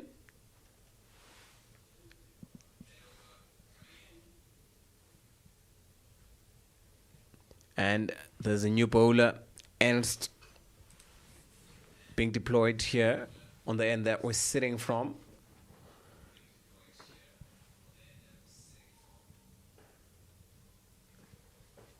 Another leggy who starts, just floats it. And the two batsmen, that is Boertes, manages to get a run off the very first delivery that he bowls to him.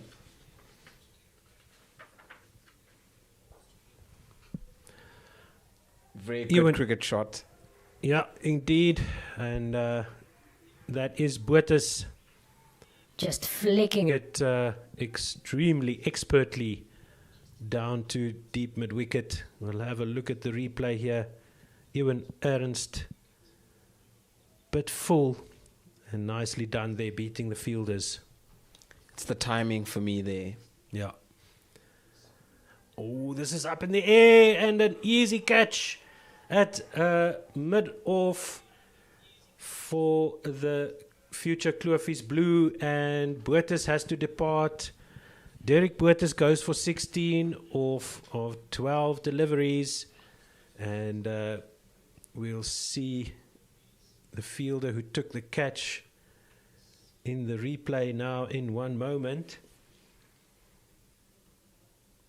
So trying to work it out to mid-on, instead getting the number 10 shirt of Kyle Swart, who took the catch there at mid-off. Beautifully done by Ernst and Swart. Well, if you look at the bowler, he's a leg spin bowler, and the way the batsman was trying to work the ball to the leg side, when he met the ball already, it hit the splices, which was turning away, so he needed to try and change the angle of the shot. Unfortunately, just hitting the top of his bat and landing up in the hands of the mid, a whitish mid-off. So a ploy that worked. Indeed. So Ewan Ernst has played in 7 matches, bowled in all 7 of them. Good shot, but straight to cover. He has bowled 21 overs, conceded 95 runs with a best of 13 for 2 at an economy of 4.5 and an average of 15.83. So that's really good figures for the young man. Quick single, and hopefully that one hit the pad. Yeah, well, Dan was trying to get out of the way, but the batsman got hit in the process. But Yeah, so that's- far, a very good start by Ernst. And the new batter that has joined Janssen van Rensburg as the ball goes onto the stumps there. That's another wicket. Centurion Kavalliers in a spot of bother right now. It is the end of the 5th over. Ernst taking his 2nd wicket, having gone for just 6 runs. It is a 37 for 3 as Van Rensburg needs to walk back to the pavilion. Oh, just played across a straight one there. The ball just straightening as it pitched and hitting middle and off. That's an excellent over there for Ernst. 2 wickets in that 5th over. And Konrad Voliter is the man who joined Janssen van Rensburg there at the crease. 5 innings, 43 runs, and average of 10.75, strike rate of 58. The new batter coming in. We'll check the figures. These are all figures just for this competition, by the way. And I'll be handing over to Ken Borland. Thank you very much.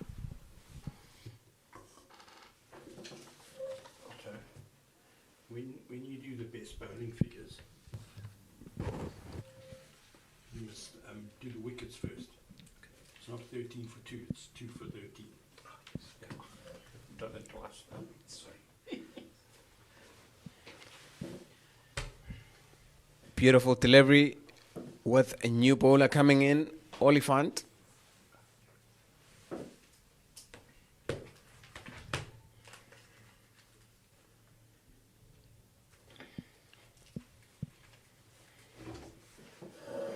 Started off with one that pitches and leaves the batsman. Ooh, another one. Great delivery from Oliphant there.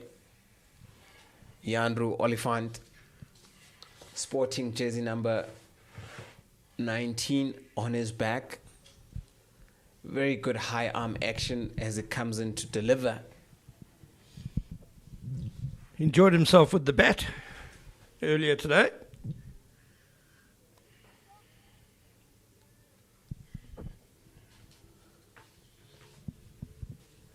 The future Klofies in a driving position. Plenty of cricket, but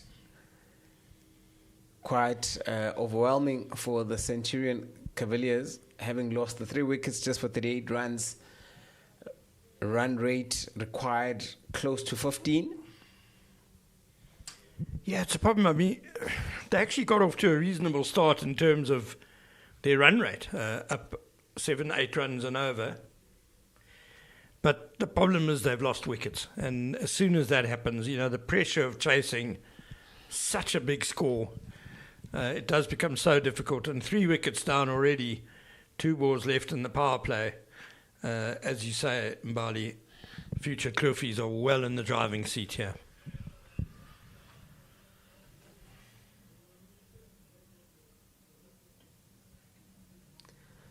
Yeah, not going to be easy for them to come back. Each and every delivery. It's a game of small margins. We've spoken about this, how an over can just change the complexion of the game, how a dot ball also changes the complexion of the game. Each and every delivery is very important in how you play it, whether you get runs, whether you take wickets. Yeah, and Voluta missing out there on a leg side full toss. Getting shape there. That is Oliphant. Ends the over. Just 1 run off that over. It just heaps the pressure onto Centurion Kavalliers. They now need 14.6 runs to the over. The end of the power play, 39 in the 6 overs, which has been kind of par today, but they've lost 3 wickets. And when you're chasing a huge score in the 240s, you know, you need to be getting towards 50 runs in your power play, really. True. just was thinking about it the other day. When the IPL started, a good average score was 150. Today, plus minus 220 is a good average score batting first in the IPL. So we've seen the move where more batsmen are getting many runs quite early in the innings. Of course, there are the 2 power overs still to come. We saw that gave the future Klofies innings a tremendous boost in the run rate. And Centurion Kavalliers, I don't want to leave the power over, I think, too late. You obviously want your better batsmen to be using that. Yeah, at the rate that they're going, future Klofies are just comfortable just bowling and giving them singles. But we saw a big change, but they had wickets in hand, proper, all the wickets were still in hand, where we saw 53 runs scored of 2 overs. Dances down the track, but just manages one. That is Delanga, who's just come in. Yeah, Ivan Ernst, 2 wickets in his first over. It's really crafty sort of off-spin. There's not a whole lot going on, but changes of pace. Also, especially in this format of the game, you just need to change the pace, bowl a bit slower, bowl a bit quicker, just find the right balance and just not get the batsman to understand at what pace you are bowling.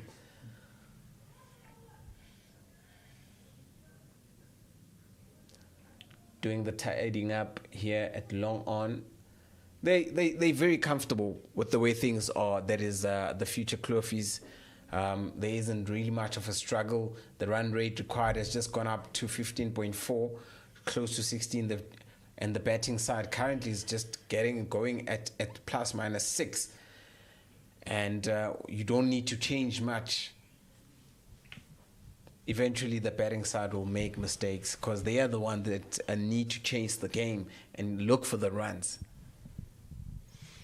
Absolutely, and Olifant, understandably, is back for a second over. Just 1 run off his first over, and he'll now have... he's got 4 men on the boundary, 2 behind square on the leg side and 2 on the off side. Very good delivery, just cramping the batsman in, bowling to his body, bowling to his pads as we see him rabbit. Yeah, but an in-swing there from Olifant. Yeah, Olifant has been getting shape and movement.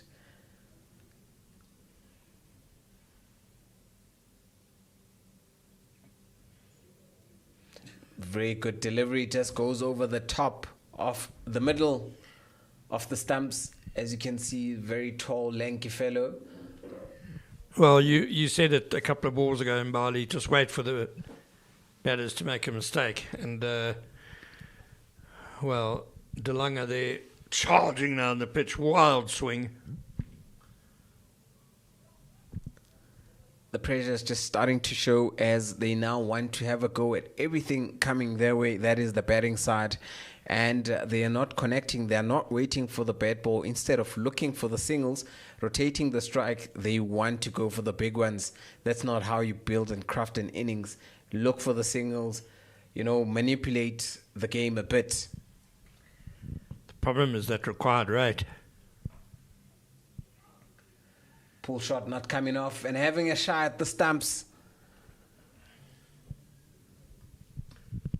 That required rate is now over 16 to the over in Bali, so that's 4 boundaries and over. That's a lot to get, actually. Yeah, no, that's literally a lot to get. Little wonder that they are swinging for the banks. Olifant just coming in with his gentle pace. Very good bowling figures so far in the 1.5 overs that is bowled. He's just conceded just 3 runs. So he just needs to keep it there. Just doesn't need to change anything. It's working for him and his side at this point in time. Yeah, I think he bowls a bit of a heavy ball, actually. It's very languid run up and easy action. But I fancy he hits the deck quite hard and it kind of zips through there. Well, whatever he's bowling, the batters can't make much of it. 2 overs for just 3 runs now, Janru Oliphant. It is the end of the 8th over. It is 46 for the loss of 3 wickets. Valhoter currently in the crease with Dilange. Valhoter is on 5 not out and Dilange is on 4 not out. This partnership with just 9 runs, with 198 runs to win and 72 deliveries. If they were close on the DLS, they needed to be on 111. So quite overwhelming there. Yeah, DLS pass score is always a good indicator of where the momentum lies at the moment, and it's squarely on Klofies' side. Played on the up. Honestly, the Klofies side are just coasting along in this game. They aren't under pressure. They don't need to do too much. They just need to keep going at it. Don't change much. Just keep bowling there. Goes for it. It is the first 6 of this innings. Very well timed there by Dilange, who just went under it on one knee and it ends up on the embankment. Much needed boost to the run rate here. And he cleans him out with the ball after that, having gone the previous delivery for a big one. This time he goes through his defenses and it crashes into the middle of the furniture there. Hits the top of off stump. Let's just have a look at it. That was the previous one, the highlight of the 6, followed immediately by the furniture or the woodwork being disturbed. So Oliphant has taken his 3rd wicket, or should I say Ernst has taken his 3rd wicket already into his 3rd over, having conceded just 18 runs. And, Centurion Kavalliers had just reached the 50 mark. And now they are 53 for the loss of 4 wickets. We are just into the 9th over. Wonderful bowling by Ivan Ernst. Slow spin, but it's accurate. And he's really causing the batsman all sorts of problems at the moment, helped by the enormous total that he's defending.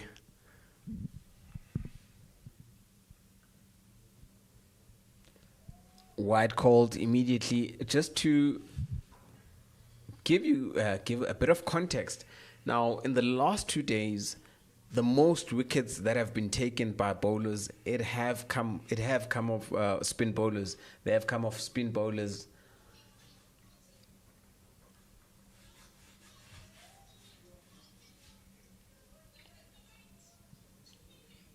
So spin bowling is much more of a key,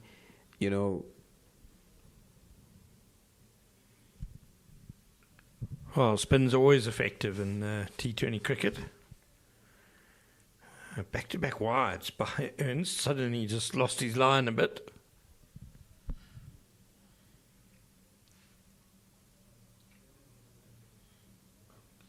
They go for him. It ends up on the top of the embankment here at SuperSport Park at 6 more runs.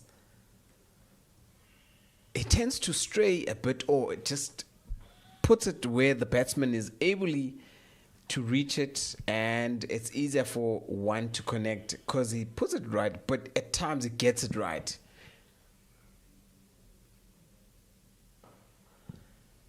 Hit straight down, back-to-back boundaries. Last 10 deliveries, and in fact, last 2 deliveries has cost his side at 10 runs. 2 good blows by Dylan Hullis. This is a very good shot, straight down the ground. Not trying to overhit it, just very crisply struck. So the rate required is back down to 16.1 now with those back-to-back boundaries. Yeah, just easing the pressure off the Kavalliers. That is Valhoter, who will be facing at this point in time as we see a change in bowling once again.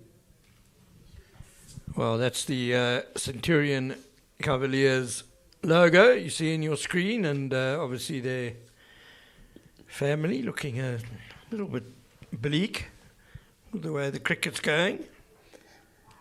Yeah, at this point in time, anything can happen. There's still plenty of cricket. You've got 66 deliveries to try and chase 177. So you just need somebody who will stick it up and bet through the innings, and a couple of nasty blows towards the bowlers will definitely get you there. Well, I don't know about definitely in Bali. It's 16 runs and over required. I've seen some things in cricket, but I don't think I've ever seen a team 4 wickets down in the 10th over getting 16 and over to win. That would be quite miraculous. Rowan Smalls being used now, just coming in. I think also the future Klofies just showing the options they have at just rotating and keeping their bowlers fresh.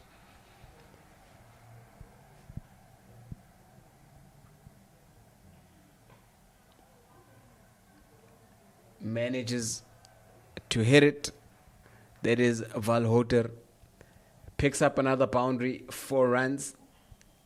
Didn't really have to time it, or not really time it, didn't really have to hit it hard. Use the pace of the bowler. Well, too much width from small, way too wide, and not a great length either. Real help yourself ball that.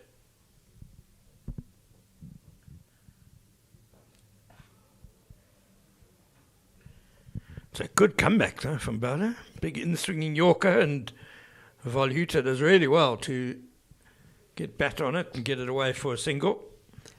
Yeah, one thing for sure that you need to change your deliveries up. Don't just bowl at one line.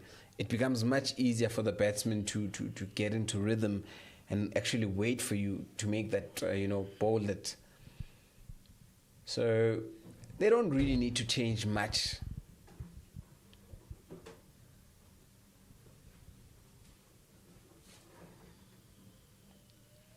That's going to be an extra. You don't want to give away too many of them. Captain just running in and say, just focus, bowling the correct line. Don't change anything.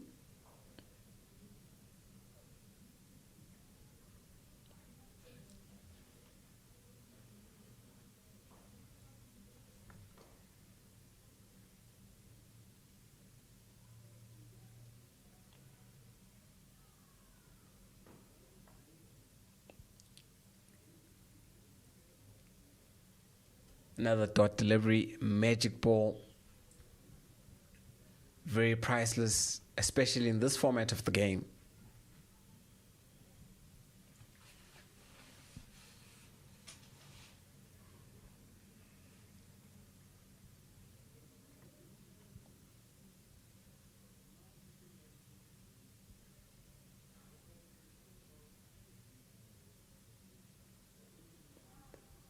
Half-hearted appeal there. Empire not interested as he walks away. Going down leg, I'd say. Umpire Mabunda didn't seem to give the appeal much consideration. Spoke about it earlier. As soon as you see the Empire walking away, you've got nothing to worry about. But once he stands a second after an appeal, hey.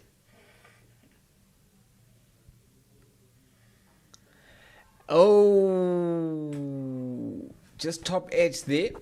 Seems to have rushed. The batsman was not expecting that short one to get up or rise up. And with the wicket keeper falling, looked like he would be able to run towards the ball. It is halfway stage or halfway mark. 75 for the loss of 4 after 10 overs. I give way to Otter. Well, wicketkeeper Henko Landman, I think he might have been able to get underneath that one if he hadn't have lost his footing. And it's just a reminder of a very exciting thing happening here at SuperSport Park on the 25th of July, the Taste of SuperSport Park. And that's a real, if you like food, it's a sensational day to enjoy. Tickets available at Ticket Pro. As we're going to see a change of bowling. Halfway mark and still 169 runs needed. And good start by the bustling seamer Divan Nell. So, the weight of runs weighing heavily on the Centurion Kavalliers here seems to be choking them a little bit. Just the pressure of the required rate becoming too much. That is the one problem if you win the toss and bowl first and send the other team in on a pitch that certainly held no terrors. No, indeed, and just unable to build partnerships, the Kavalliers, in the top order. Yeah, it's difficult when you've got to, you've got one eye on that required run rate, which is so high from the get-go. You can't really afford a slow start. And wickets inevitably fall, which just exacerbates the situation. Divanel has started nicely with the ball. 3 dot balls so far. Up in the block, that nearly got under the bat of Hadas. You'll get one there. No, it's a scary target. 244 in a final, and let's see. It's still there's still an opportunity for a hero to step up for the Kavalliers to at least make a fist of it. I think it'd have to be a superhero, Otto, to pull this off. Run out chance. Just dived back in time. Umpire says not out. Safe, as they say in baseball. Yeah, this is... let's have a look at this one. Bit of indecision there. No, yes, no, and then almost a run out, but safe in the end. Well, it was straight to the fielder, so yeah, I think the right call not to accept the run by Hellas.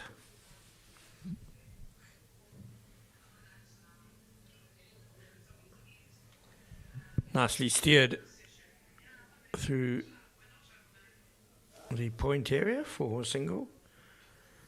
Safe, as they say in baseball. Otto, I'm going to take a bit of a chance here and suggest that also you might be of the right age to remember when safe also used to be said on the trendy streets, as in safe, my mate. Do you remember that? No, I think that might have been before I started hanging around in Joburg's clubs.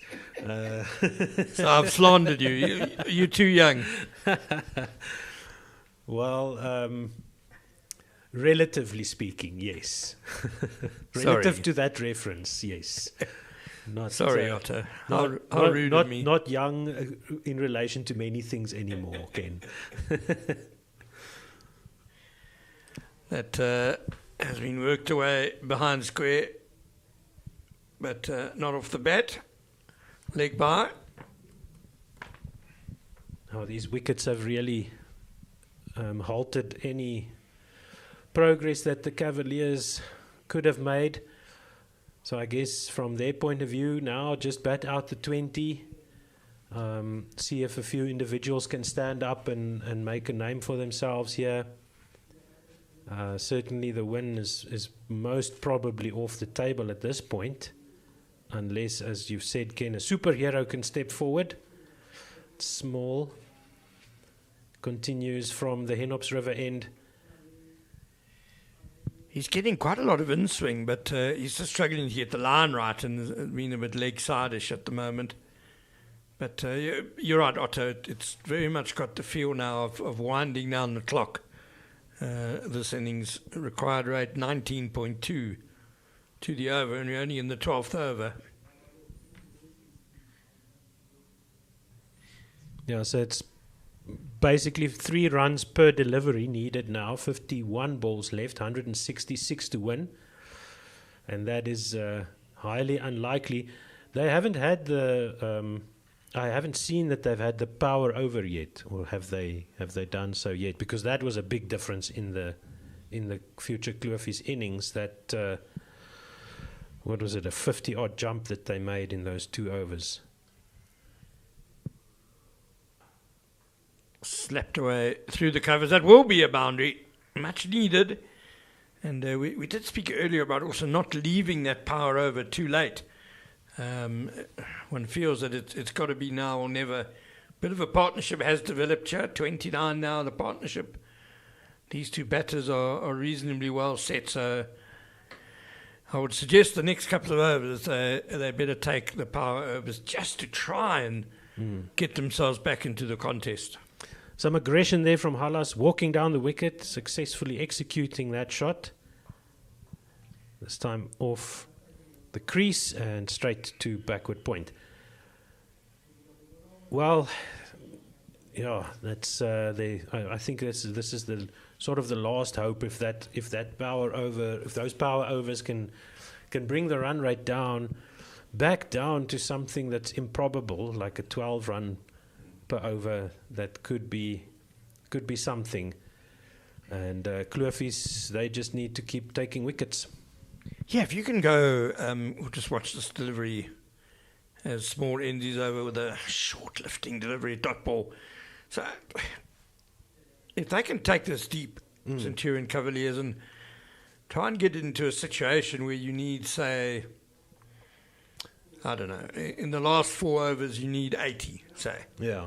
It's highly unlikely, but because it's only 4 overs, it makes it theoretically more possible than the situation looks at the moment. So that would require them to score 80 runs in the next 4 overs, which sounds impossible. But then the 2 super overs come into play. If they get, like we saw in Klofies, got 3 sixes and an over. Suddenly, 40 in 2 overs is possible. Yes. So let's see, when are they going to go for those super overs? Nell is back into the attack. Certainly in the meantime, they want to be scoring at 7 and 8s instead of a 5-run over like the last one they had there. Some intent there. Walking down the wicket again is Hallas. He's trying something. Not giving up yet. That's good to see. Some fight is still left in the Centurion Kavalliers. I keep wanting to say Boland Kavalliers or Cleveland Kavalliers, but Centurion Kavalliers they are. Well, Cleveland are with the C, but the Boland rugby team is with the K, the Kavalliers. But I'm baffled as to why they haven't taken the power overs yet. Now, that's a no ball. Did that pitch off the strip? I think that was because it was off the cut surface, yeah. And producer says he thought so as well. We'll see. But now carries on. Hallas walks way over to the offside, and there's no adjustment of the offside line. Another wide. So this is also good for the Centurion Kavalliers. But like we were talking about earlier, Mbali and myself, the fact that you don't get the extra ball for the wide. Still a free hit though, and this is heaved to on the leg side, but it's not going to beat one of the 2 long on fielders. Yeah, it's almost a cow corner, a little bit straighter than a cow corner. Yeah, so even if they keep on bowling these wides, conceding 2 runs per ball, that's still not enough. Well, it's just about enough to get over the line for the Kavalliers, but That's a better line. That's the line that you're looking for, hiding the ball right on that wide line and bowling it nice and full to make it very, very difficult to score. And Mbali and I were saying, if you have that approach and you do stray over the wide line, you don't get the extra ball. You only concede the 2 runs. Yeah, for reasons of watching the clock. Obviously, a tournament like this, 3 matches being played today. The sun sets a lot earlier these days than in summer, so we don't want to have the last game affected by bad light. Can't afford any delays. Nicely bowled by Divanel, a bit of pace off there, and as you were saying, Otto, a clever line. Mm-hmm.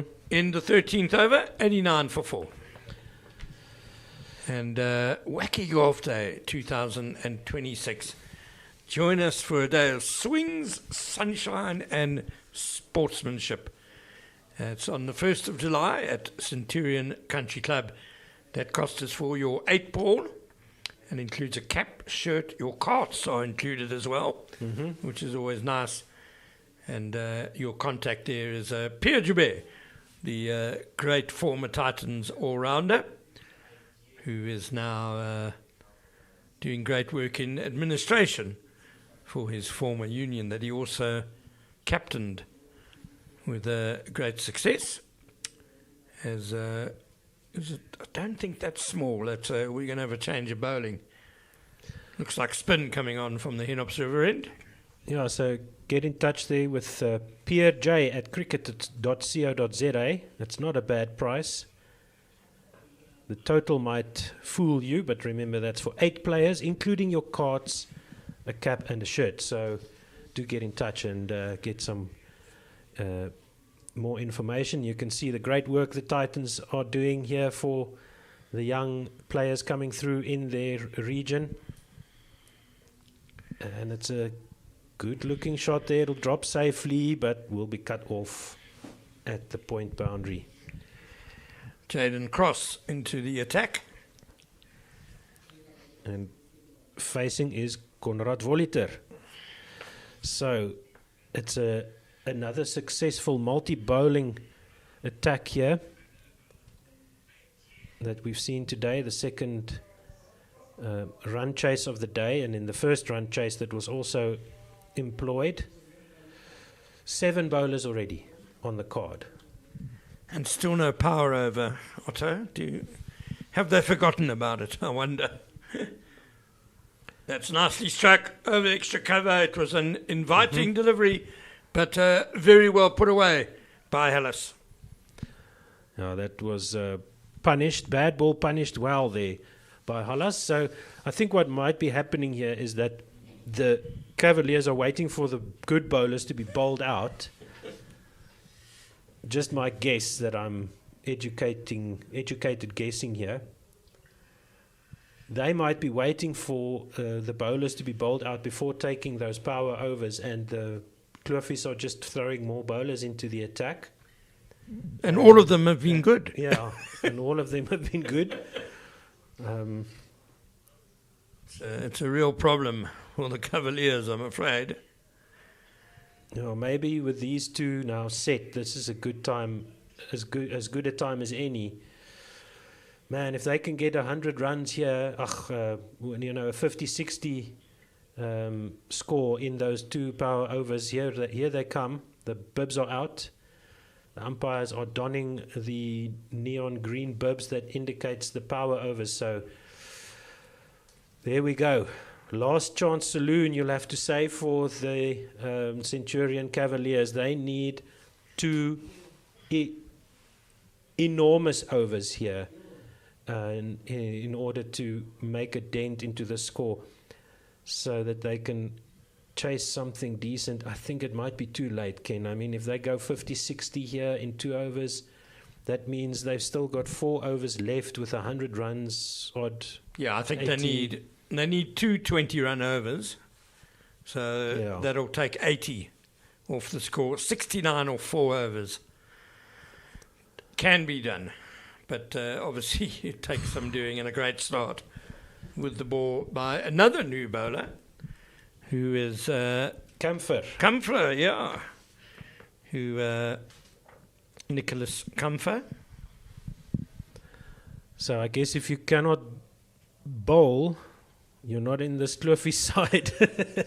But they bat like nobody's business anyway. And my goodness, the quality just never goes away. This is the 8th bowling choice for the future Klofies Blue, and he's just nailing it at the moment, is Camphor. So well done.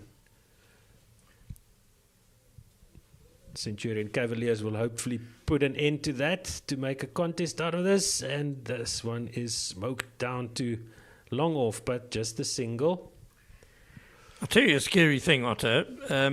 Someone who hasn't bowled yet, he might, but he hasn't, is Rudo Rieder, the star with the bat.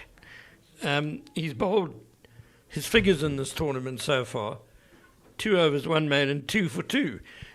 So he's number 9 bowler, and he's been pretty good with the ball as well. It is frightening. My goodness. Okay, well, this is and this is just the under 16s.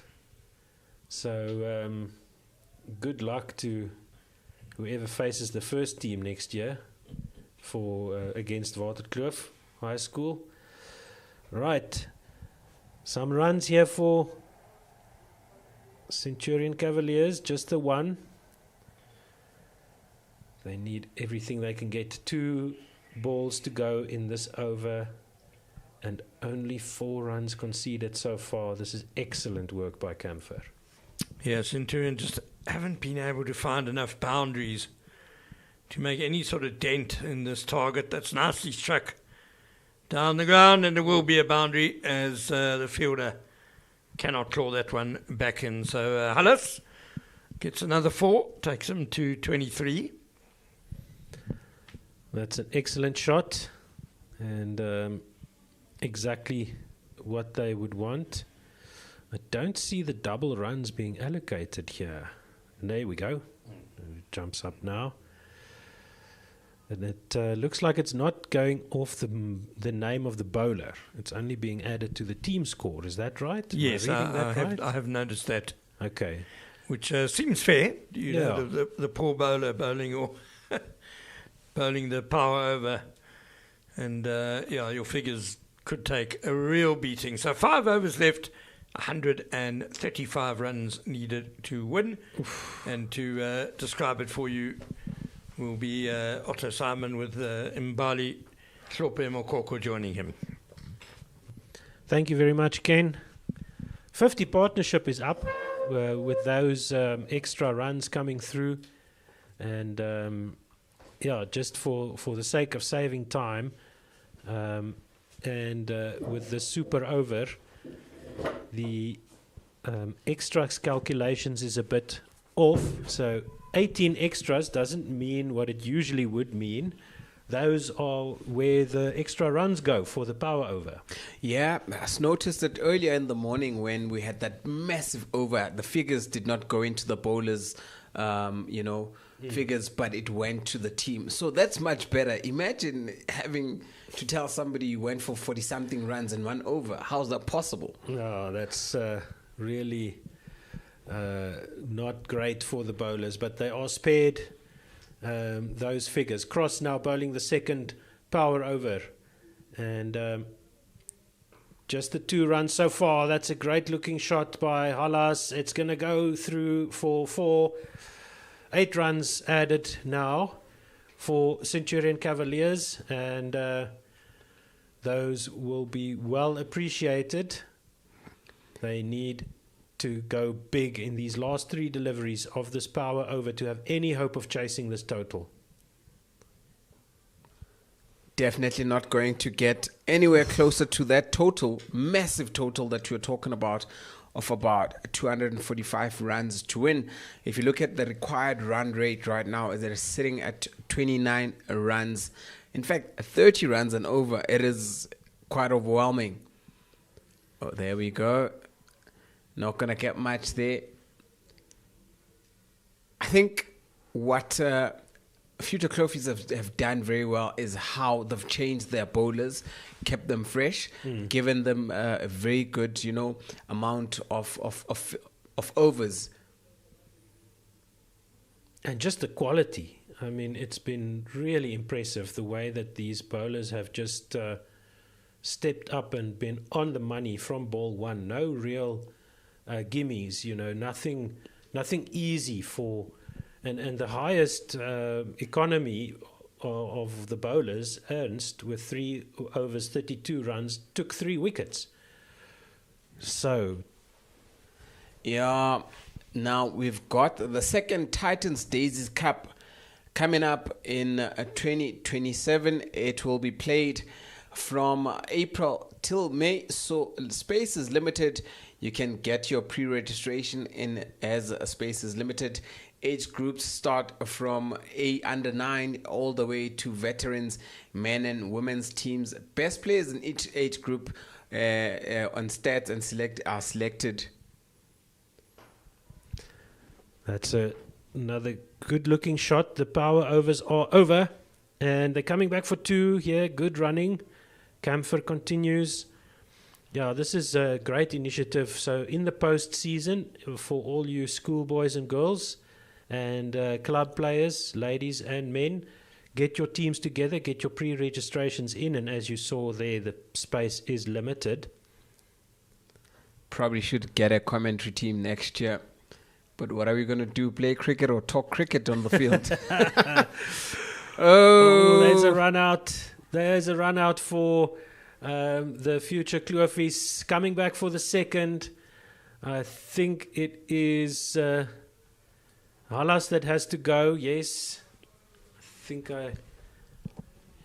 Yeah, Halas has to go back. It is Halas. And he's put up a valiant fight. He can be very proud of his efforts today. Yeah, ran 2 when there was only 1. And unfortunately, he needs to walk back to the pavilion. Dylan Hallas was on 35 of 32 deliveries, which brings in Smuts. No, and that's just the pressure of the situation. They have to take their chances to have any hope. I think as a contest, the game is pretty much over. Just trying to see if there's some individuals that can stand out for Centurion Kavalliers, and for future Klofies, they will want to take those 5 wickets, get their feet up early. Just get things over and done with. Be ruthless and clinical, as they have been so far today. Yeah, probably going to knock them out. They want to finish as quickly as they can so they can put their feet up. Remember, there's also going to be a trophy presentation immediately after this game, and we are looking forward to the final, the Open Men's Final, which will take place at 2:25. Which include a team from Middleburg, as we saw them arrive in a bus, an entire families, girlfriends, wives, and there's also TUT, which is Tswana University of Technology, which is from up the road, managing to get to the final. So it's going to be a very interesting contest this afternoon. That one a bit wide. Yeah, just slipped out of the hand there. Maybe trying the off cutter or the leg cutter there and wiping his hand. It's that funny time of the day when you sweat with the sweater on and you cold without one. Here in the Highveld winter. So Camphor, he's done really well so far, being brought in as the 8th bowling option. Oh, another one down the leg side. I think what his challenge is, he's been falling away wayward as it delivers the ball. If he just continues, he straighten his back and just bowl that delivery that he wants to. He shouldn't try too hard. He's already done the hard work. He just needs to fix his bowling action. Yeah, I mean, getting brought in the super over and going for 8. It was excellent by him. And this one also slipping out of the hand, just a little bit out of control. And is it going to be a no ball for height? Doesn't look like. Let's see, what do the umpires say? No. It's all good. Fair delivery. Yeah, it was dipping in as the batsman was receiving on the receiving end. Wasn't high enough. No, it doesn't need to do anything fancy. That's more like it, Camphor, getting it just on the right line and length. Test match line and length. Always underestimated in the T20 game. And one more delivery to go in the 17th over. What a tough assignment. To be thrown the ball just as there's power over coming through. Very tough one. I guess you could be skinning 10 runs off the total as well if you manage to get a wicket. So it is an opportunity as well. Full and straight and just enough bat on it to beat the keeper. And it'll run away for 4 runs. Welcome runs for Centurion Kavalliers. Yeah, definitely would feel very unfortunate. Sure. Well, a lot's happened in this game to think about it. You've got 3 overs. You need about 100 runs to win, if it's possible. We'd have to see a miraculous 6 each and every over. If you're fortunate enough, get a bit of extras, coming your way. Oh, no, it's been a impressive, dominant performance by the Future Klofies Blue under 16 team so far. They can be very proud of what they've done here today. All of them, each player that has been called upon, whether it is to bat, to bowl, to field, they've really done an amazing job so far. And the Centurion Kavalliers, there's been a few shining lights in the darkness for them as well. Not all bad news. Like that shot there. Can it beat the fielder coming around? Yes, it does. Another 4 runs onto the total for Smits, the new batter that joined Voliter at the crease. And we'll get the batting figures for Smits for you quickly. Yeah, good shot this there. Competition so far. Kyle Smits, just played the lap around. It went for 4. He has played 3 innings, scored 23. Nice shot down the ground. Is that just not getting enough power behind it? But it goes for 4 as the fielder dives over it. So Kyle Smuts, 23 runs in 3 innings. An average of 11.5, strike rate of 44.23 in this competition so far. Taking it upon himself, charging towards that score. Yeah, I mean, every run that he's scoring here, it's a confidence booster. Look at where you're playing, just enjoy the moment. Being out there in the middle, facing some of the best bowlers in the area in your age group here, and just being able to score runs at SuperSport Park. Finding the gap once again, but will it get to the boundary? They're able to pick it up and throw it in. Just goes for 2. Now, if we look at this morning's game and you look at this one, teams that have batted first are the ones that made use of the opportunity with the solid foundations they had. And the player bowling now is Kyle Swart. So the 9th bowler, there's not even space on the scoreboard there to show the 9th bowler.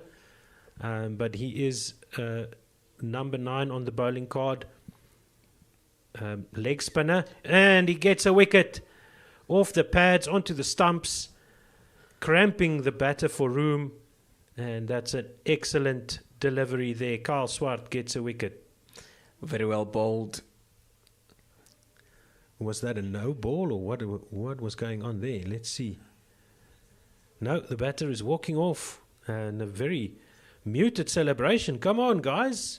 your teammate just got a wicket at SuperSport Park. Let's get some energy on the field there. But I guess that they've already won the game in their minds, and the rate required now beyond the 6 runs per ball that would be normally scored normally. But well done, Carl Swart, first wicket of the match, and in his first over. That's really well done. Gets rid of Konrad Voliter. And Voliter scored 25. Now, last rights being read out here with 12 balls to go, 95 runs needed. And the Centurion Kavalliers, well, they have I think Levi Ray coming to the crease. We can read out his figures at least. So he has played 2 matches, 5 matches, 2 innings, scored 26 runs, average of 26, and a strike rate of 70.27. I think also they've just given up. It's far-fetched. There's nothing at this point in time they can do to actually get the runs that are required. Yeah, but I think for now, if I were in the Centurion Kavalliers camp, guys, just bat out the 20. Just don't lose any more wickets. Stay in the middle. Get some experience here.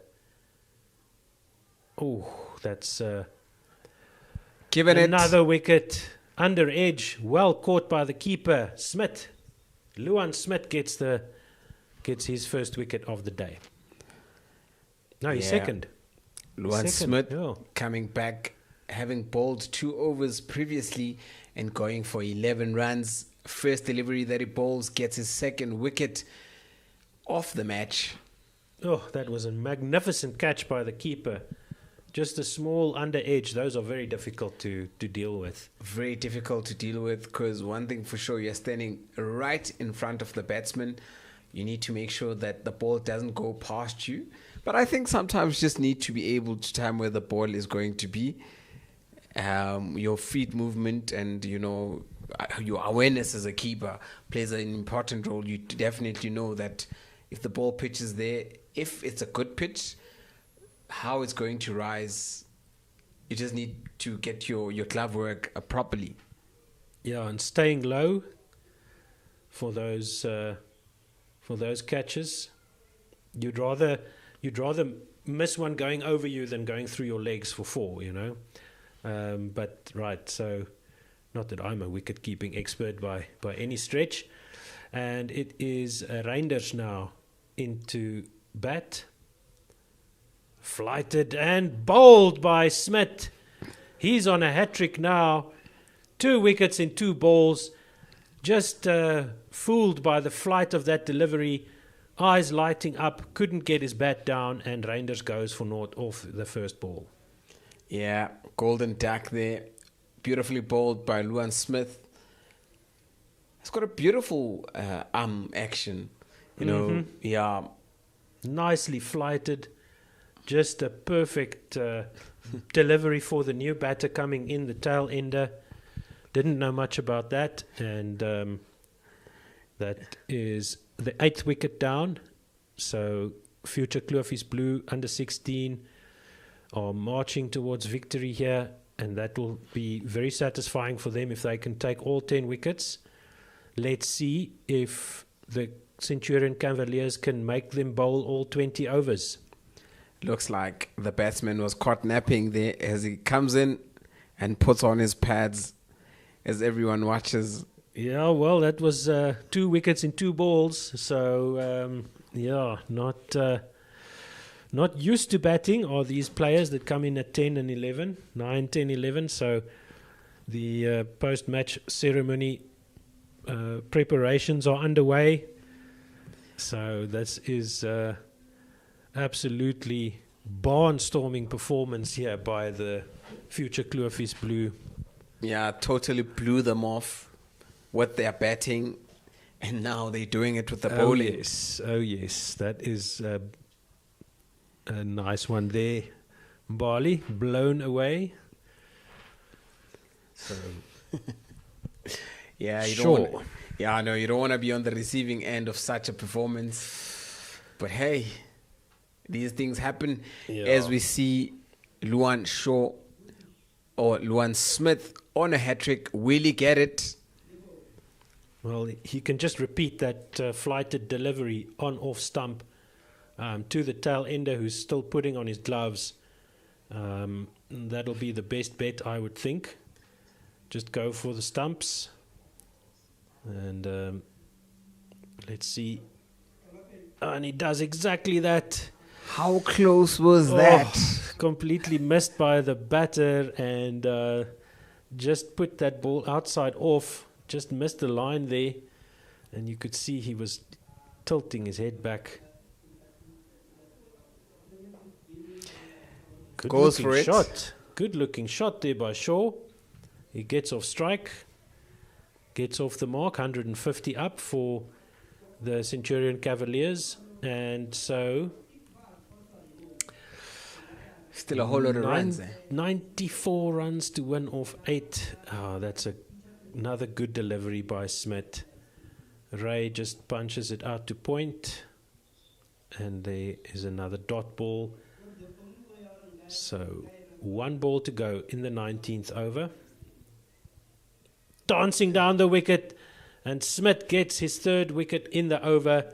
He's going to end with a 4-fer. So that will be amazing for his personal record and for his memory bank. Playing at SuperSport Centurion Park in the final, under 16, 4 wickets for 12 of 3 overs. What a performance. Take a bow, Luan Smith. Just unfortunate not to get the hat-trick there with the delivery he bowled immediately after. Deserved a wicket. Could have been an edge, could have been very close to the off stump, but very, very well bowled deliveries or very well bowled over. If you look at his figures, 4 wickets, 3 overs bowled, 4 wickets and 12 runs coming off that bowler. So well done to Luan Smith. Yeah, and he took 3 wickets for 1 run in that 3rd over. So that is just ridiculous figures in the final. Well done to him. That's an amazing performance. Leg spinner of, I think it is, we'll check for you now. Yeah, it is Swart once again to bowl the final over. And cleans up the number 11. That is a wonderful performance, rounded off by Swart for the future Klofies Blue. Do apologize that we did not mention the last batter to come in for the Kavalliers. So it was Visser. Was it Visser? Okay, yes. So Visser is gone, first ball, and.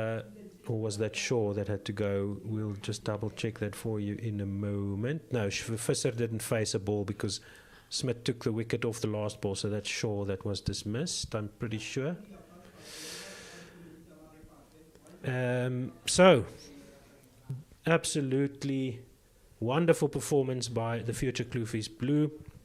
They can be very proud of their achievements. 150 all out. Centurion Kavalliers did get to 150. But they lose in this final by 94 runs, by 93 runs, I should say, if I'm not mistaken. So that is just a few highlights there. Hallas was quite good for the Centurion Kavalliers, standout performer with bat and ball for them. The partnership with Voliter threatened to maybe put a scare into the future Klofies Blue, but they honestly were in control from the 2nd over. They lost that first wicket in the 1st over, and there was half a chance for Centurion Kavalliers to put a stop to the batting behemoth that is the future Klofies Blue in this competition this year. But the future Klofies putting up a absolutely mammoth score of 243, only losing 2 wickets, and then there you can see the Centurion Kavalliers under 16 batting card. Derek Boetus 16 of 12, caught by Luan Smit, bowled by Ewan Ernst. Callum Petzer, 6 of 10, bowled by Luan Smit. Francois Janssen van Rensburg, the man who took that excellent catch in the first innings, 10 of 7, and bowled clean by Ewan Ernst as well. Conrad Voliter, bowled clean by Kyle Shaw, small, I think. And Willem de Lange, also bowled by Ewan Ernst. The run out came for Dylan Hallas. He was really putting up a good fight for the Centurion Kavalliers. Kyle Smits, 10 off 6, and he was caught by the wicket keeper. Henku, get the surname for you in a moment. The wicket keeper of the... Oh my goodness, I don't see him on the team sheet here. Caught by the wicket keeper, and so thank you very much for joining us there. You can see the huge bowling list. Will you take us through that quickly, Mbali? Yeah, just looking at the bowling card of the future Klofies, Luan Smith picked up 4 wickets, going for 12 runs. Ewan Ernst went for 32 runs, picking up the 3 wickets in his allotted overs. In fact, 3 overs that he had bowled. Kyle Swart chipping in, taking the 1 wicket, going for the 10 runs in the over that he bowled. And that's it for now. We'll be back again for the final, and congratulations to the future Klofies who won by 94 runs. But there is going to be a presentation of the trophy. Stay tuned for more.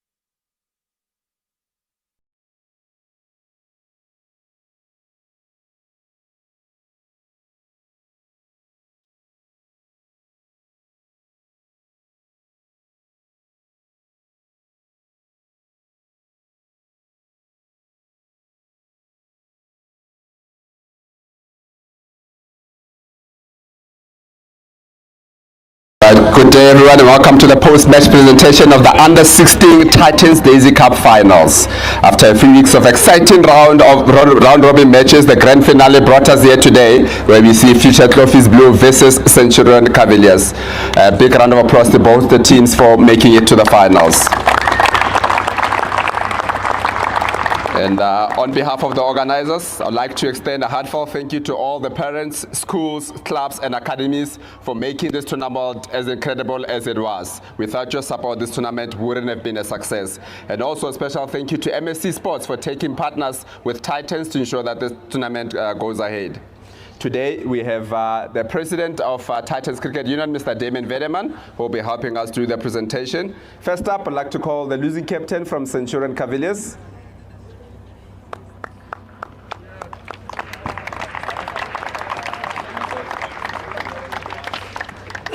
Hard luck there. Yeah. If you had to sum up the tournament, what would you say about it? For me, it was a brilliant tournament. I really enjoyed it. I think the team enjoyed it also. Look, we played good. We came out of the dumps. We started off bad, but we got here, and I think that's what the team wanted to do. And how are the preparations leading up to the finals? I mean, coming to play at SuperSport Park, I can assume there must have been nerves. How are you guys preparing for this final? Well, the first we did a lot of fielding because catches win matches. And that was about it. We did some batting, bowling, and stuff, just the normal stuff, just to get the basics under the gloves. And then, if you look at today's game, where would you say you guys let it go a bit? For bowling wise, definitely, I think we didn't read the situations nicely. Like if I had to put me I bowled too full sometimes, and then I got hit. So that's what happens on a wicket like this. We just didn't hit our line and length. That's it from the captain of Centurion, Kavalliers. Hard luck. Thank you. Next up, we're moving on now to the individual awards. First up, the bowler of the tournament for picking up 13 wickets and an economy rate of 4.71. He's from Sunrisers, so they're not here today, is Emile Wolf. Then next up, we move on to the batter of the tournament for scoring 297 runs at an average of 74.25, an impressive strike rate of 134.29 from future Klofies Blue, Dandres Vester.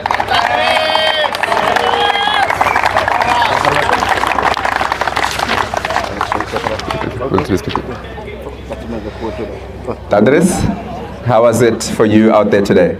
Dit was daarmee te moeilik geweest nie. Die blad het aan die begin bietjie laag gebly, maar ja, hulle het redelik goed gebou. Dit was nie maklik om te dominate nie. Ja. And where would you say you guys did well to make sure that you can get the result that you had to get? We worked hard. Ons het hard gewerk in die nette en als so ons het goed gebat deur die hele seisoen en vandag het ons net gewys ons het weer goed gebat en toe kom ons bowlers en wen die game vir ons. Just tell us about the nerves of playing at SuperSport Park. I mean, this is a place that you would normally come and watch. How was it batting out there today? Ja, in die begin was dit, jy kyk die hele tyd rond en jy kyk al die mense, maar ja, aan die einde het 'n ou begin fokus op die game en weer terugkom dat dis net 'n normale plek om cricket te speel. Dankie.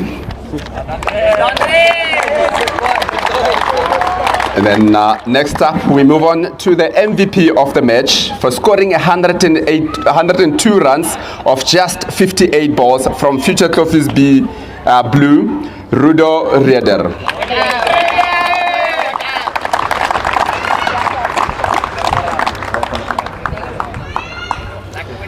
Well done, Rudo.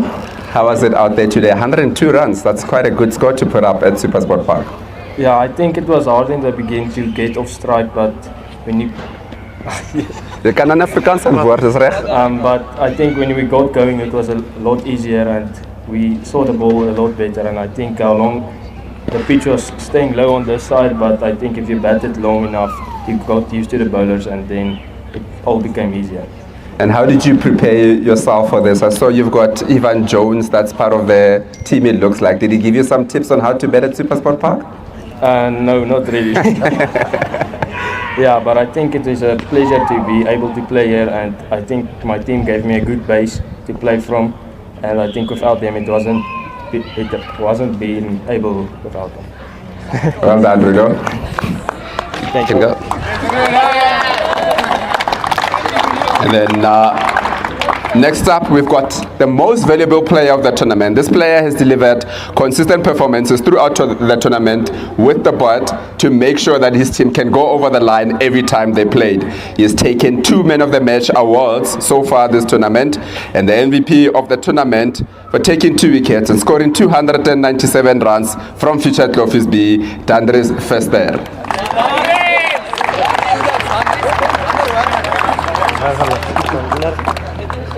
You back again, we don't have to have another.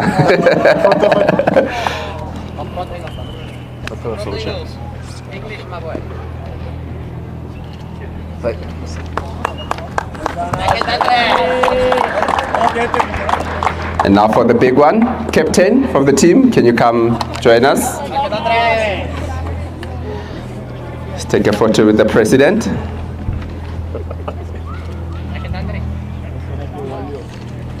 Then can we have the rest of the team to come? Well done. Cool.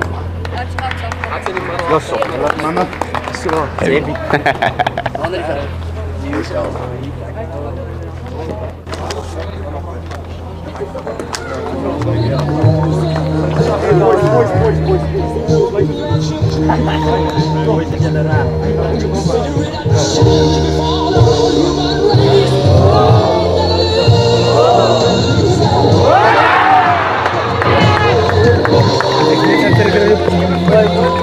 know which is the gato or not, we have those confetti, whatever there is.